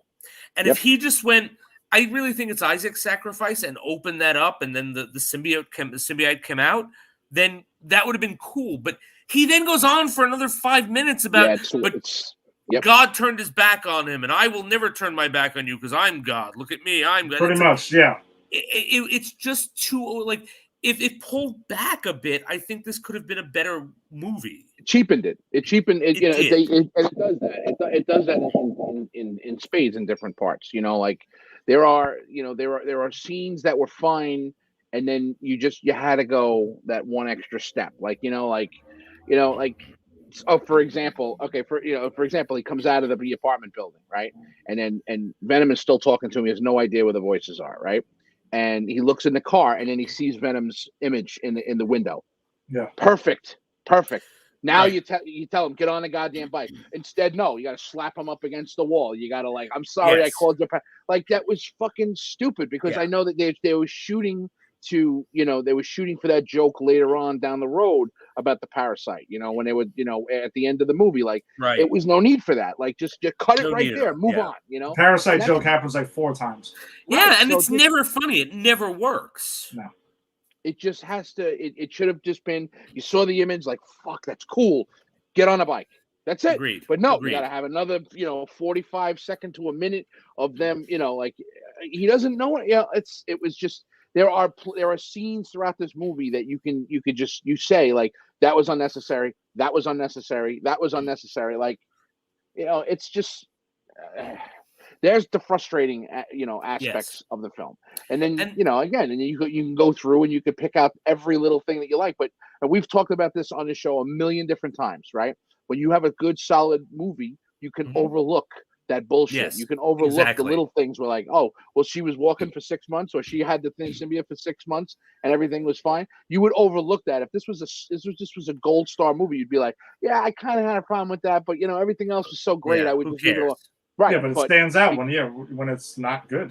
Yeah. Right, because when you start going through a film and you got 3, 4, 5, 6 things where you're like, that's fucking ridiculous, then you start to say, and then now you start nitpicking. So yeah, and that's a very correctable thing that they just decided not to correct, and that's the reason why people have a problem with this film. So Riot goes ahead and takes a plane ride from Malaysia with a little girl. Doesn't kill her during this entire time either. But doesn't kill anybody on the plane either. Doesn't kill anyone on the plane. That's fine. So that's another WTF moment. No. In all fairness, they had good movies on the plane. Riot had never seen a movie before. He was like, "Oh, I'm gonna kill everyone." Oh, Citizen Kane. You gotta give it to him there. Maybe it's just American Airlines. They treat you well. When she lands at San Francisco Airport, she looks damn good. Yeah, Considering that the other two look like they were walking. Everyone else looks like they're from The Walking Dead out of nowhere. Yeah, exactly. That is weird. Her hair is fucking still done. She's got the bow. Her dress is still primped. Give me a break. So another one of the things I want to talk about, like you guys were saying, is one of the cool points I thought of the movie was when they put Eddie and Venom into the MRI machine. That gets him separated. Yes. Which to me was a kind of a cool callback. Yes. To in the comics where Reed Richards helps Peter get the symbiote off of him. Right. Due to sound and everything like that. So I thought that was kind of cool. And the church bells too, right? That's also comics accurate. The church bells, right? Church bells is another time. The first time was with Reed Richards. Okay. So he helps him get it off. That's why there's that whole thing where Peter has like the paper bag over his head and he has a Fantastic Four costume because he had no clothes at the time. That's right. Yes. So that's what that is. I forgot about that. I have the pop of that too. That's awesome. Of course. I unlocked that guy in that suit in the Spider-Man game for the PS4. It's great. It's Bagman. It's the amazing Bagman. So they get that, which I think is cool. Then right after that, when Eddie decides that, he finds out that the symbiote, that Venom is essentially like killing him, it goes and finds a dog, pretty much like a little dog as a host. That dog goes ahead, passes it on to his girlfriend, and she goes ahead and eventually runs into Eddie in the woods, and then we get the Venom kiss scene, which I thought was completely absurd. I just, why? Here's the why? I have to admit, the moment that this movie lost me was right after they separated Venom from Eddie Brock. Because I was with you. I was like, oh, that's cool. Yeah. And then you have it like going crazy in there. I'm like, oh, that's really cool. But then then it gets Michelle Williams. That's Michelle Williams, right? From Dawson's Creek, who I didn't even recognize her. Like, she looks so different in this movie. Mm-hmm. She's married to Heath Ledger. Oh, she was? Yeah, that's right. That's right. I forgot about that. So, it gets out, and and as you said, you have that weird kiss, and it gets back into him. But that's the moment where it just goes like, no, again, the last time they were together, Eddie Brock went, fuck you, Venom, get this thing out of me, trap it, I'm leaving. Yeah. And now it's coming back going, we're both losers. That's when it says to him, we're both losers. I'll help you save. We're going to go fight my people. We're going to stop them. And it's like, what happened? Nothing. What happened? Nothing happened. And I think that they give you that moment, and it's the thing is that moment was the coolest moment in the movie, in my opinion, when they separate them and you see it flipping out inside. Yeah. And then it all goes to shit from there. And it's like, this movie, I agree with you, Tony. This movie had potential, right? This movie wasn't the piece of shit I thought it was going to be. I thought it was going to be irredeemable. I wanted it to be irredeemable because I want freaking Venom in the MCU. It wasn't. This could have been something good and fun, but it was just so mismanaged. Yeah. Yeah. You have plenty. You have holes. You have holes in the story. You have, as we talked about, lazy writing. There's a lot of different things that they could have done differently that would make this movie. Look, I mean, you knew you were getting a second one because it made $800 million the first one. No, right. And here's the thing: the second one might be good because look, we got Woody Harrelson in the second one. Woody Harrelson knows how to be an actor in these movies. Yeah, and you got a good director. You got at least somebody who knows what the hell he's talking about. In Andy Serkis. So I mean, you do have something. You have a foundation, and if they could take the things that worked in the first one and then improve upon the things that sucked in the first one through the second one, then we might end up with a decent story. Now, I get Eddie, I get your point with the lacking of the whole Spider-Man connection, but I really think that Sony is going to find a way to tie that in. At the time when they were developing this movie, they didn't have the ability to tie it, right? And I think that now their working relationship with Marvel is going to allow them to do so. And I think that eventually they're going to end up, and obviously they're not going to do it the way that it was supposed to be done, but I think that that connection is going to eventually show up there. So, well, I was going to get to more of the logic holes in this movie, but you touched on this right now, so we'll talk about that. I agree that they're probably going to see a Spider-Man and Venom movie. Tom Holland's Spider-Man is going to meet up with Tom Hardy's Venom at some point. It's going to happen. I would not be surprised if we find that tomorrow. But my huge issue is going to be, once you get that part of the whole reason that Venom and Spider-Man work as well as they do, as in the comics, as being, arch nemesis. And by the way, I still don't put Venom at the top of the list of Spidey's. Like Green Goblin and Doc Ock are ahead of Venom. Yeah, absolutely. If I'm ranking them for sure. But I'm with you. Venom works as an awesome villain for Spider-Man because of the relationship with the symbiote and Peter. Because they were together for years, and Venom knows everything about him, knows about MJ, knows about fucking Aunt May, knows about everything, mimics his powers because he goes ahead and has the webs and crawls up walls and does all of that shit, and despises and hates Peter Parker with a passion, and you're not getting any of that. That doesn't exist because none of it happened. Right. Yeah, and that's the thing in the comic. That's why Eddie Brock and Venom are a perfect match because They both hate him. they both have personal vendettas against Peter Parker, and they come together, and that fuels it. So, but like, and that's why I'm saying, like, well, why did these two hit it off? Because they're both losers. You know Yes, what? I that's could it. be a loser, and I know lots of losers, and I fucking hate them because losers don't like other losers. Get out of here. I mean, but like realistically speaking, it isn't a hook. But as you said, like the Spider-Man thing is a hook, and I think that's the biggest problem. That's why I can see a Joker movie without Batman, but I find it hard to accept a Venom movie without Spider-Man because they're tied together. They're tied together, very like tied together. literally tied together, like they were literally like sharing the same entity. Yes. Right. And the other part of it is, For and years. the other part of it that you can't, that they can't go back and, well, they can, I guess. I mean, they can do anything they want at this point, but the one thing that they can't go back and change is that, you heard her say when they were at the dinner in the beginning of the movie that he got run out of New York. Yeah, Okay? they said they sprinkled some stuff in there. Right, but the point is that this movie, depending upon where it is on the timeline, Peter's still in high school. He doesn't even work for the newspaper at that point. So there's not going to be any connection Also, between the two of them. What was that? Brock didn't work for the Daily Bugle. He worked for the Daily Globe. I noted that in the movie. Yes. They don't mention so they don't even tie it into. It's not even like they're saying he worked for the Bugle and they're giving it an open end for there to be Spider-Man. They've created something so different that it's the Daily Globe. Right. So what I'm saying, like, that's exactly what I'm saying is like they can't even tie them together from, like, say you wanted to set that story up, like, that he got run out of New York and Peter was part of the problem, and and that's why he can't stand him, or whatever the case is. If you would, and originally when I heard them say that, I'm saying, okay, well, maybe they're setting this up for something to happen down the line. But the timeline is all off because their timeline doesn't match Marvel's at all. So there's going to be no connection there from New York. And now he's living in San Francisco. My guess is that we're going to get some sort of, like, Tom Holland Spider-Man is going to end up meeting him in some sort of multiverse thing. And they're just going to have them face off with no history, no nothing like that. And exactly, Jason. Exactly. Yeah, you saw my eyes roll. It's an eye roll for me because it's like, okay, cool.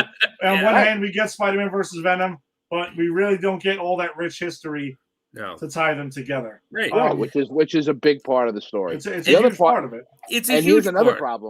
Here's another problem because if they tie Venom and Peter Parker together, where does Venom live? San Francisco. Well, yeah, and I mean they've already jumped that part of it too. I think it's literally just going to be, hey, look, there's Spider-Man versus Venom on the screen, and you're just going to have to be satisfied with whatever you get, and that's it. I think it'll be some sort of multiverse cross timeline type of thing, and it's just not going to have that history, and that's really it. Well, what other hero is based out of San Francisco?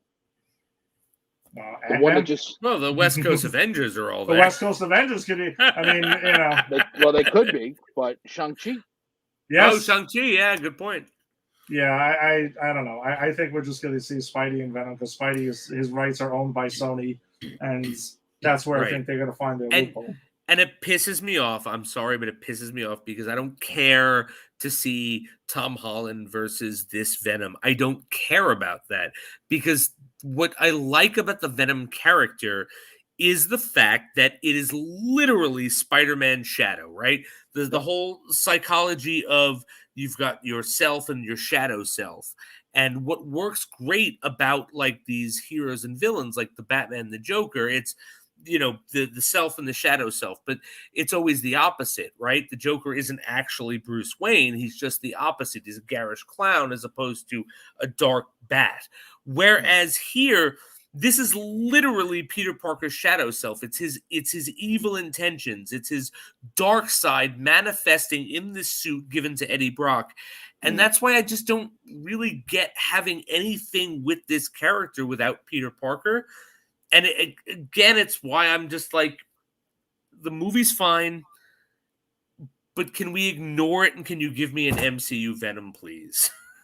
I listen. I would love a second version of Venom in the MCU, but we'll see. Because listen, to tell you the truth, this movie only exists because Sony has their rights, and they were just listen. Avi Arad has had a hard on to make a Venom movie for years.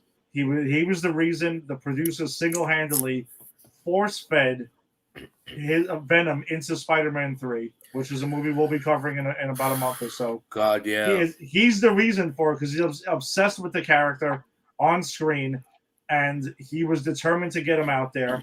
And that was it. And that's why this movie, a solo movie, exists. A solo Venom movie was rumored for way, way longer than this movie was even remotely into development. It was forever. And money won in the end. I mean, they saw there was going to be money to be made, and it made money. No, it did. It did. That's what happened. I'm It sure. made a shitload of money. And this second sequel one will too. too. Yep. It doesn't have to be good to make money. It just has to have a comic book property in it. Yeah, Essentially. Look, the Suicide Squad didn't do all that great. I mean, I know it was still kind of early in the summer, and people were first still going back to theaters. But I mean, I think the reception of it will definitely, obviously is gonna make that a property that they're gonna continue to develop. Yeah. But yeah, I don't, not everything that was coming out, because if you remember, this was around the time where what year did this movie come out? 2018. 2018, which is right around the time that Justice League came out. Yes. Yeah. Okay, so Justice League made nothing. What would it make? $650 million, and this movie made over 800.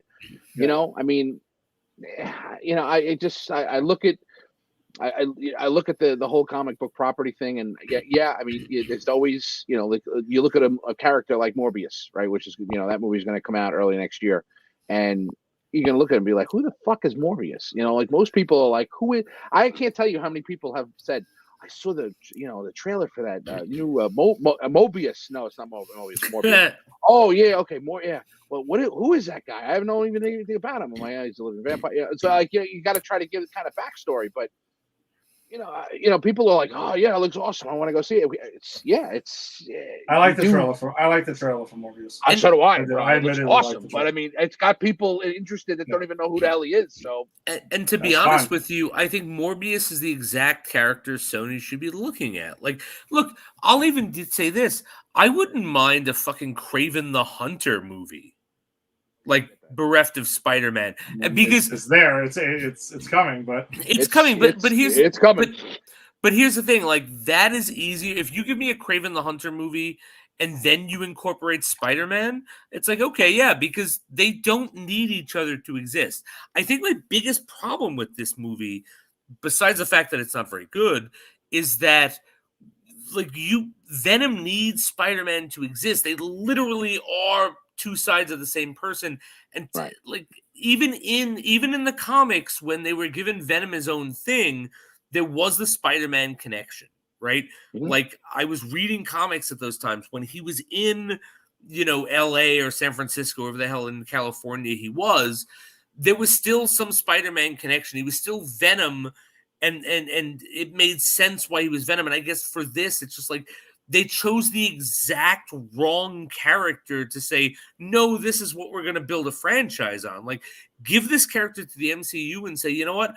We're going to take villains like Kraven or like Morbius, like things that they've been doing, because these are characters that we don't necessarily need Spider-Man for, and maybe people even remember or know who they are, so we can do something original with it. But Venom is not the character for that. See, I'm going to disagree with you on the Kraven one because I would want. I mean, one of my Spider-Man movies that I want to see badly I want to see Kraven's Last Hunt. We all want to see, but I think that my point is, if you made a Kraven origin movie, and then Sony decided they were going to bring Tom Holland in and give us a Kraven's Last Hunt, you could do that. That would make sense.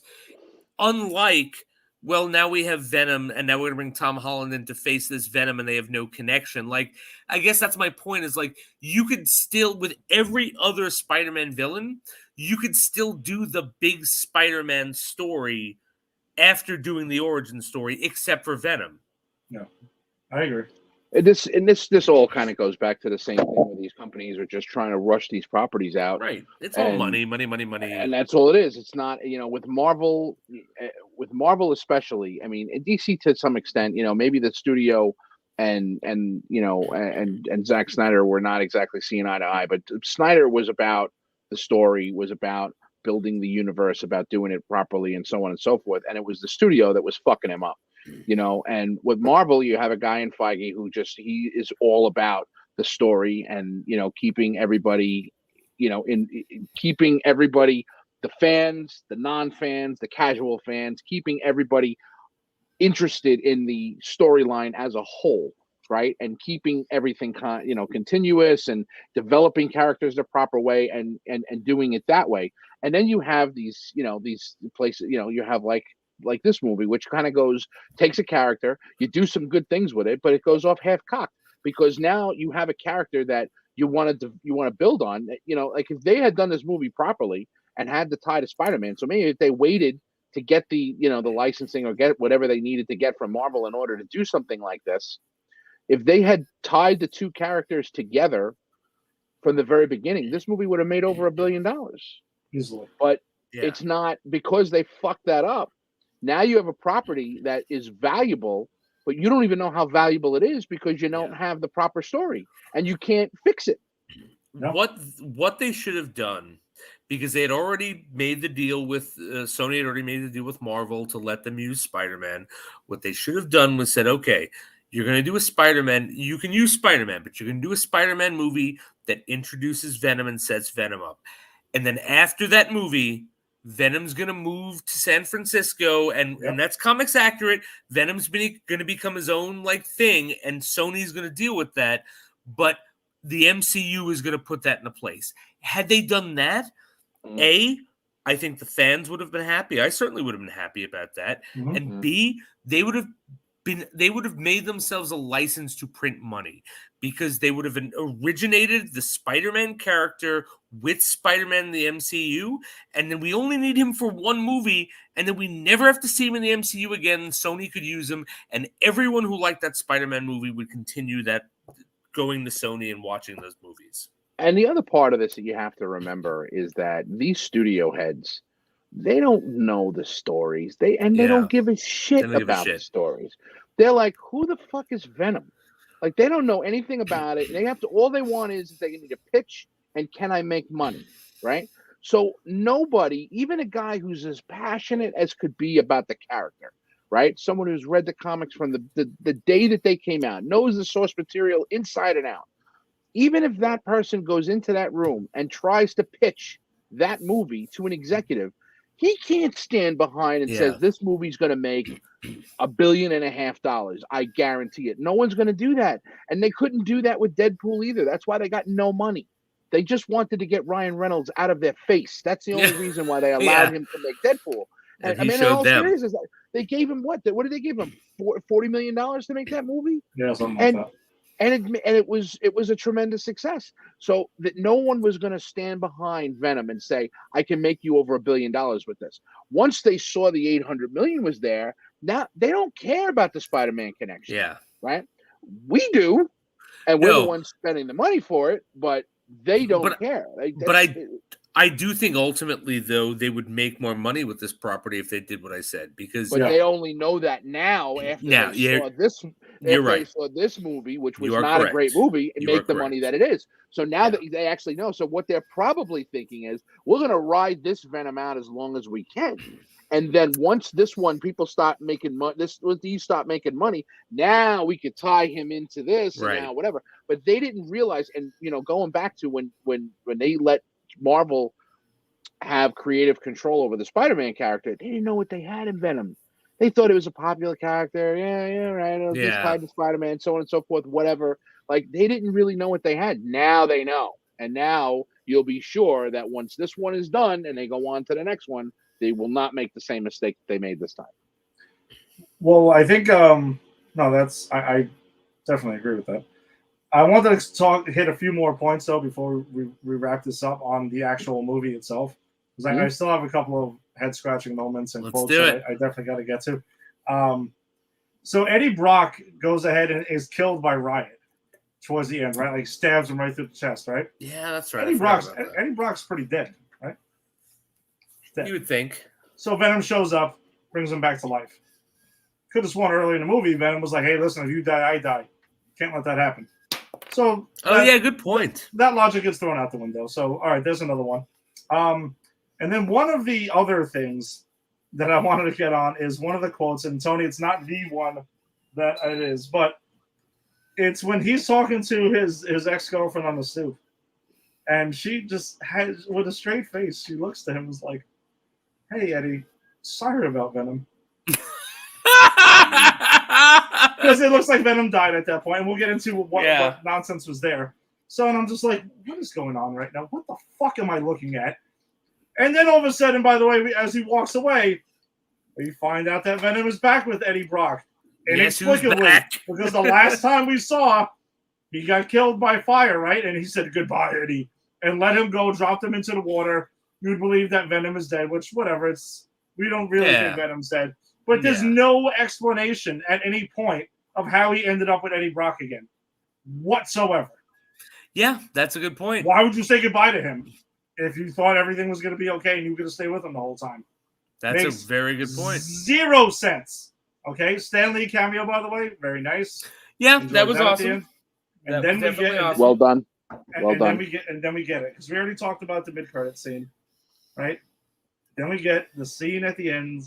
Yeah, there's another rehashing of the store, and the guy's coming to yes, get money back. And then this time, Eddie Brock steps in as the hero, and he's Venom, and he tells him, what the hell was it? Your arms, your legs.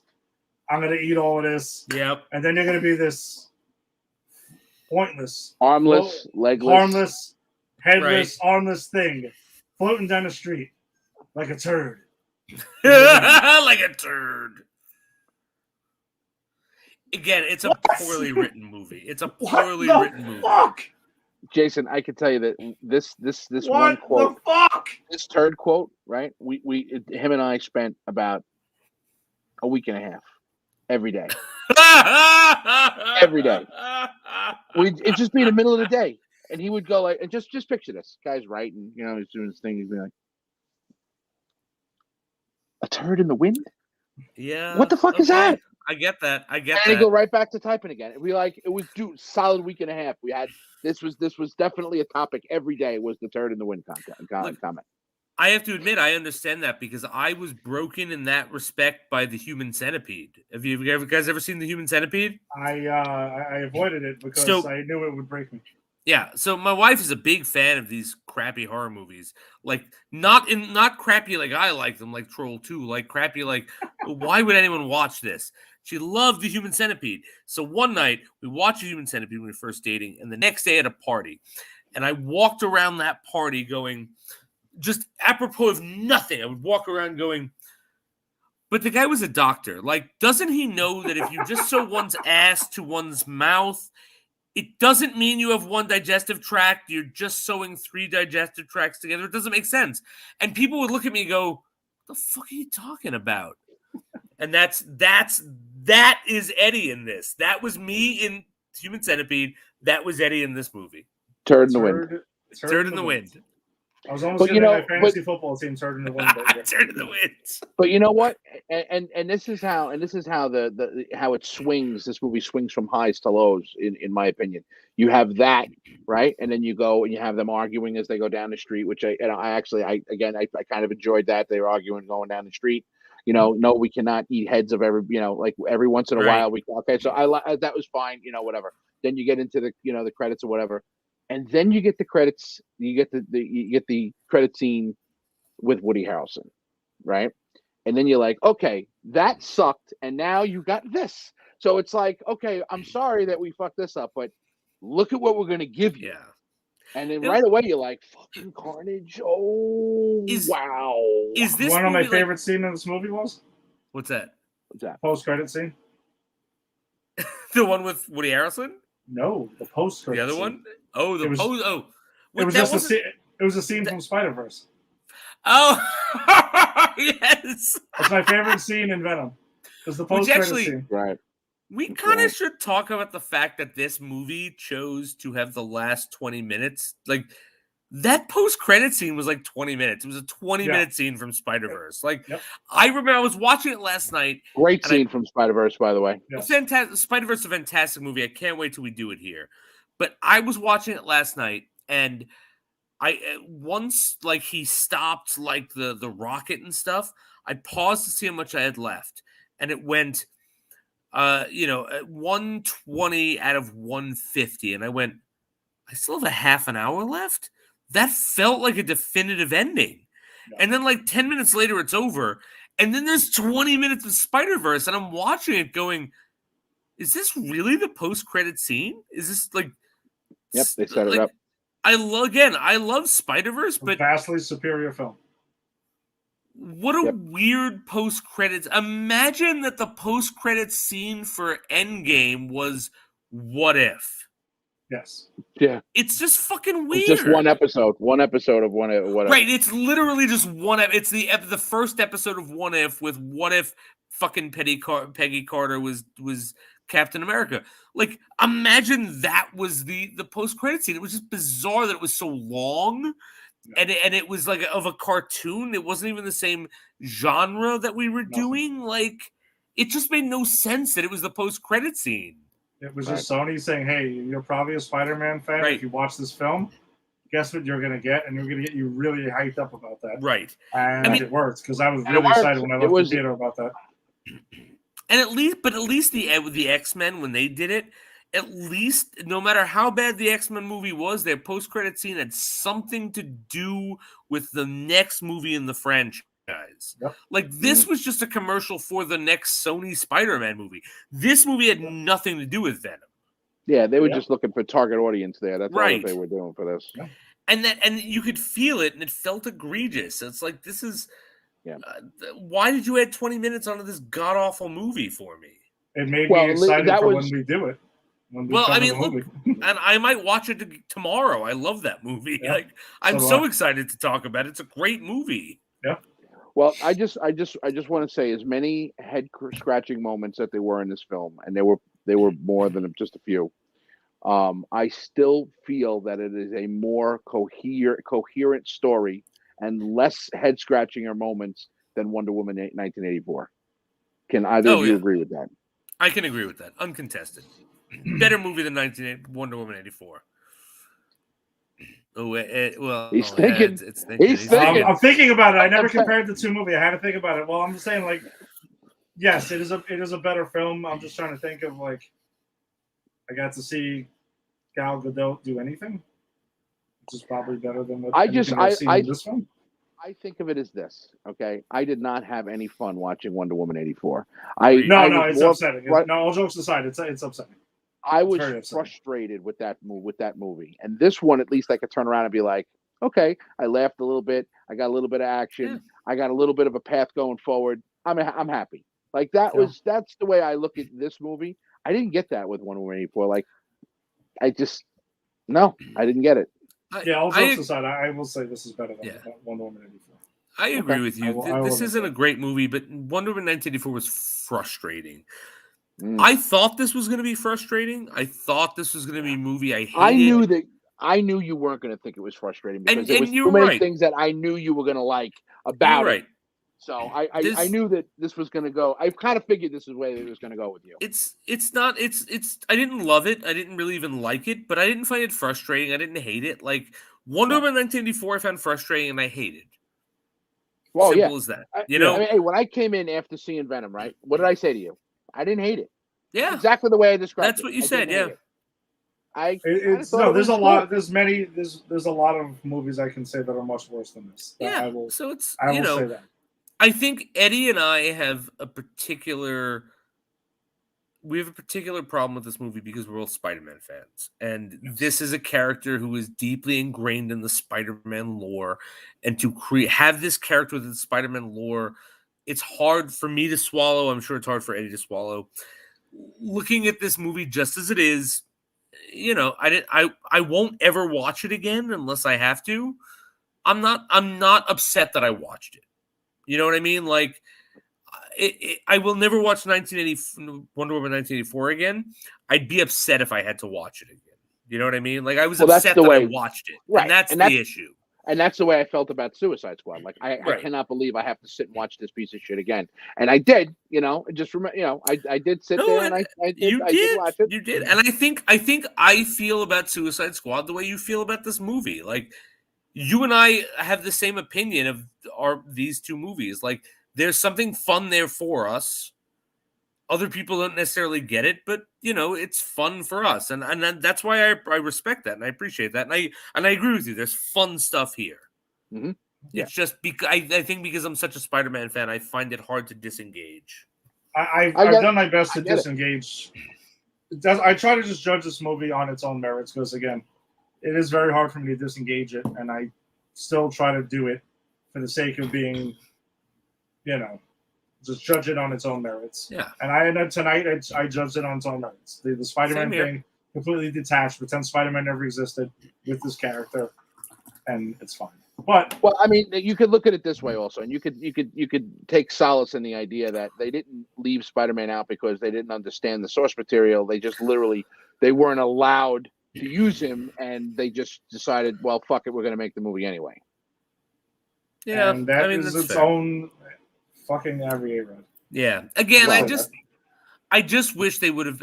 I wish these people would trust people like Kevin Feige who know what they're doing, because I think if like Sony had a Kevin Feige, they'd go wait on Venom. Wait till the MCU does it. As I said before, and then we'll bring it in. Like, I just wish that everyone who owned these properties, I don't mind that they're owned by different people. I just wish they had competent people who understood the source material to curate what goes on and make, sort of make the movies, because this is something that could have been good and it wasn't. And I think that's the frustrating part for me. I agree. I think that if they had done it right, and if they had tied it, to Spider-Man more when they had the ability to do so, or when they could convince Marvel to take him and say, hey, you want to add him into your stable, but it would have been the same thing as Spider-Man. You can incorporate him into the MCU, but the solo Venom movies are released through our production company. And I think that would have worked. And I think that they just jumped the gun because they just wanted to create this, this Spider-Verse without Spider-Man, which was, Spider-Verse. Right. And it wasn't like we weren't making money, because they made a shitload of money on Spider-Man, the MCU Spider-Man. So they made a ton of money off of him. They did. So well, just one thing before we wrap up. I want to know what you guys expect, or what, do you have any expectations for this movie going tomorrow?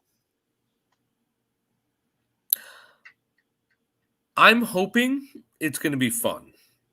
Mm-hmm. That's what I'm hoping. I like Woody Harrelson.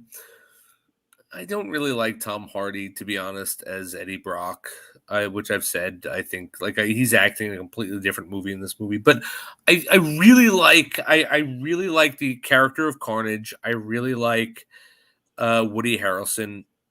So I'm hoping it's fun. I don't think it's going to be good. I'm hoping it's fun. My expectations are pretty low. I don't want to hate the movie, though, because I'm going to sit there for an hour and a half and watch it. Probably it's only an hour and a half too, which I can't believe that it's only 90 minutes. Yeah, I'm excited about. Me too. I'm excited about the runtime. You're only excited because you think it's going to suck. I'm excited because it's an hour and a half, and it's not. It won't be 2 hours, because I think this was kind of dragged out a little bit. Oh, I agree. Yeah, the beginning of this movie could have been shorter. We didn't need almost an hour without Eddie Brock and Venom being together. That shit should have happened sooner. And how about the fact that you could say about a movie that it was drawn out in the beginning, yet you have fucking massive holes that you can't explain. Right? Because, yeah. That's poor writing right there. Well, that's the thing. It's like they drew out the beginning and they went, "Oh shit, we got to finish this movie. Come on, no answers, just do it." That's what this movie felt like. I think my expectations are. My expectations going into the first one were pretty low, and I don't think it's going to be great. I want it to be fun. I would like it to be something enjoyable. I hope I'm not pounding my head against the wall or something like that when it's over. And that's it. I like Woody Harrelson also. Carnage as a character, I'm going to tell you the truth. I'm not over the moon with him. I never really have been. He looks cool. I get it. He looks cool. And I don't think I'm not that in love with the character, but Eddie, can you guess? I'm curious to see what this post-credit scene is about, because apparently I heard it's a big deal. I heard it's off the hook. I heard it's off the hook. And if it's just because Morbius shows up or something, I'm going to be kind of annoyed, because I'm like, all right, that's it. Yeah. I'm expecting Morbius to show up at some point in this film.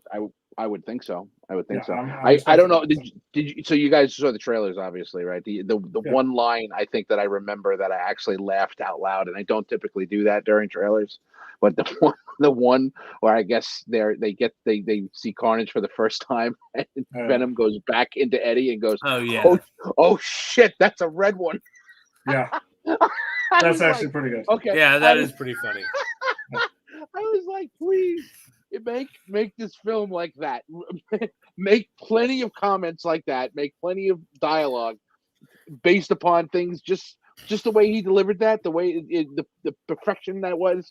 I would be very happy if it ends up being something that could be. If I could laugh like that during the film, that I laughed when I heard that in the trailer.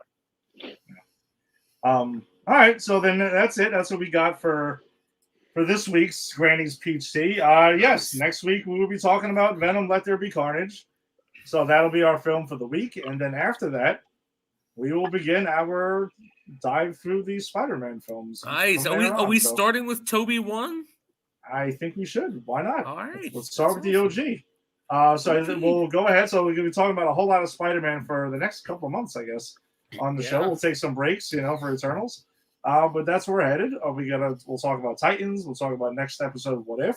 We'll see what Ultron and his Infinity Stones are up to. That's right. We have 4 episodes of Doom Patrol because we didn't do Doom Patrol this week. So my fault. We're going to be doing 4 episodes next week. Yeah, we'll have a whole lot of Doom Patrol. Another packed shows next week. We'll see when that will drop, because we'll discuss that after. And we'll let you know what's up. So thanks for joining us tonight again.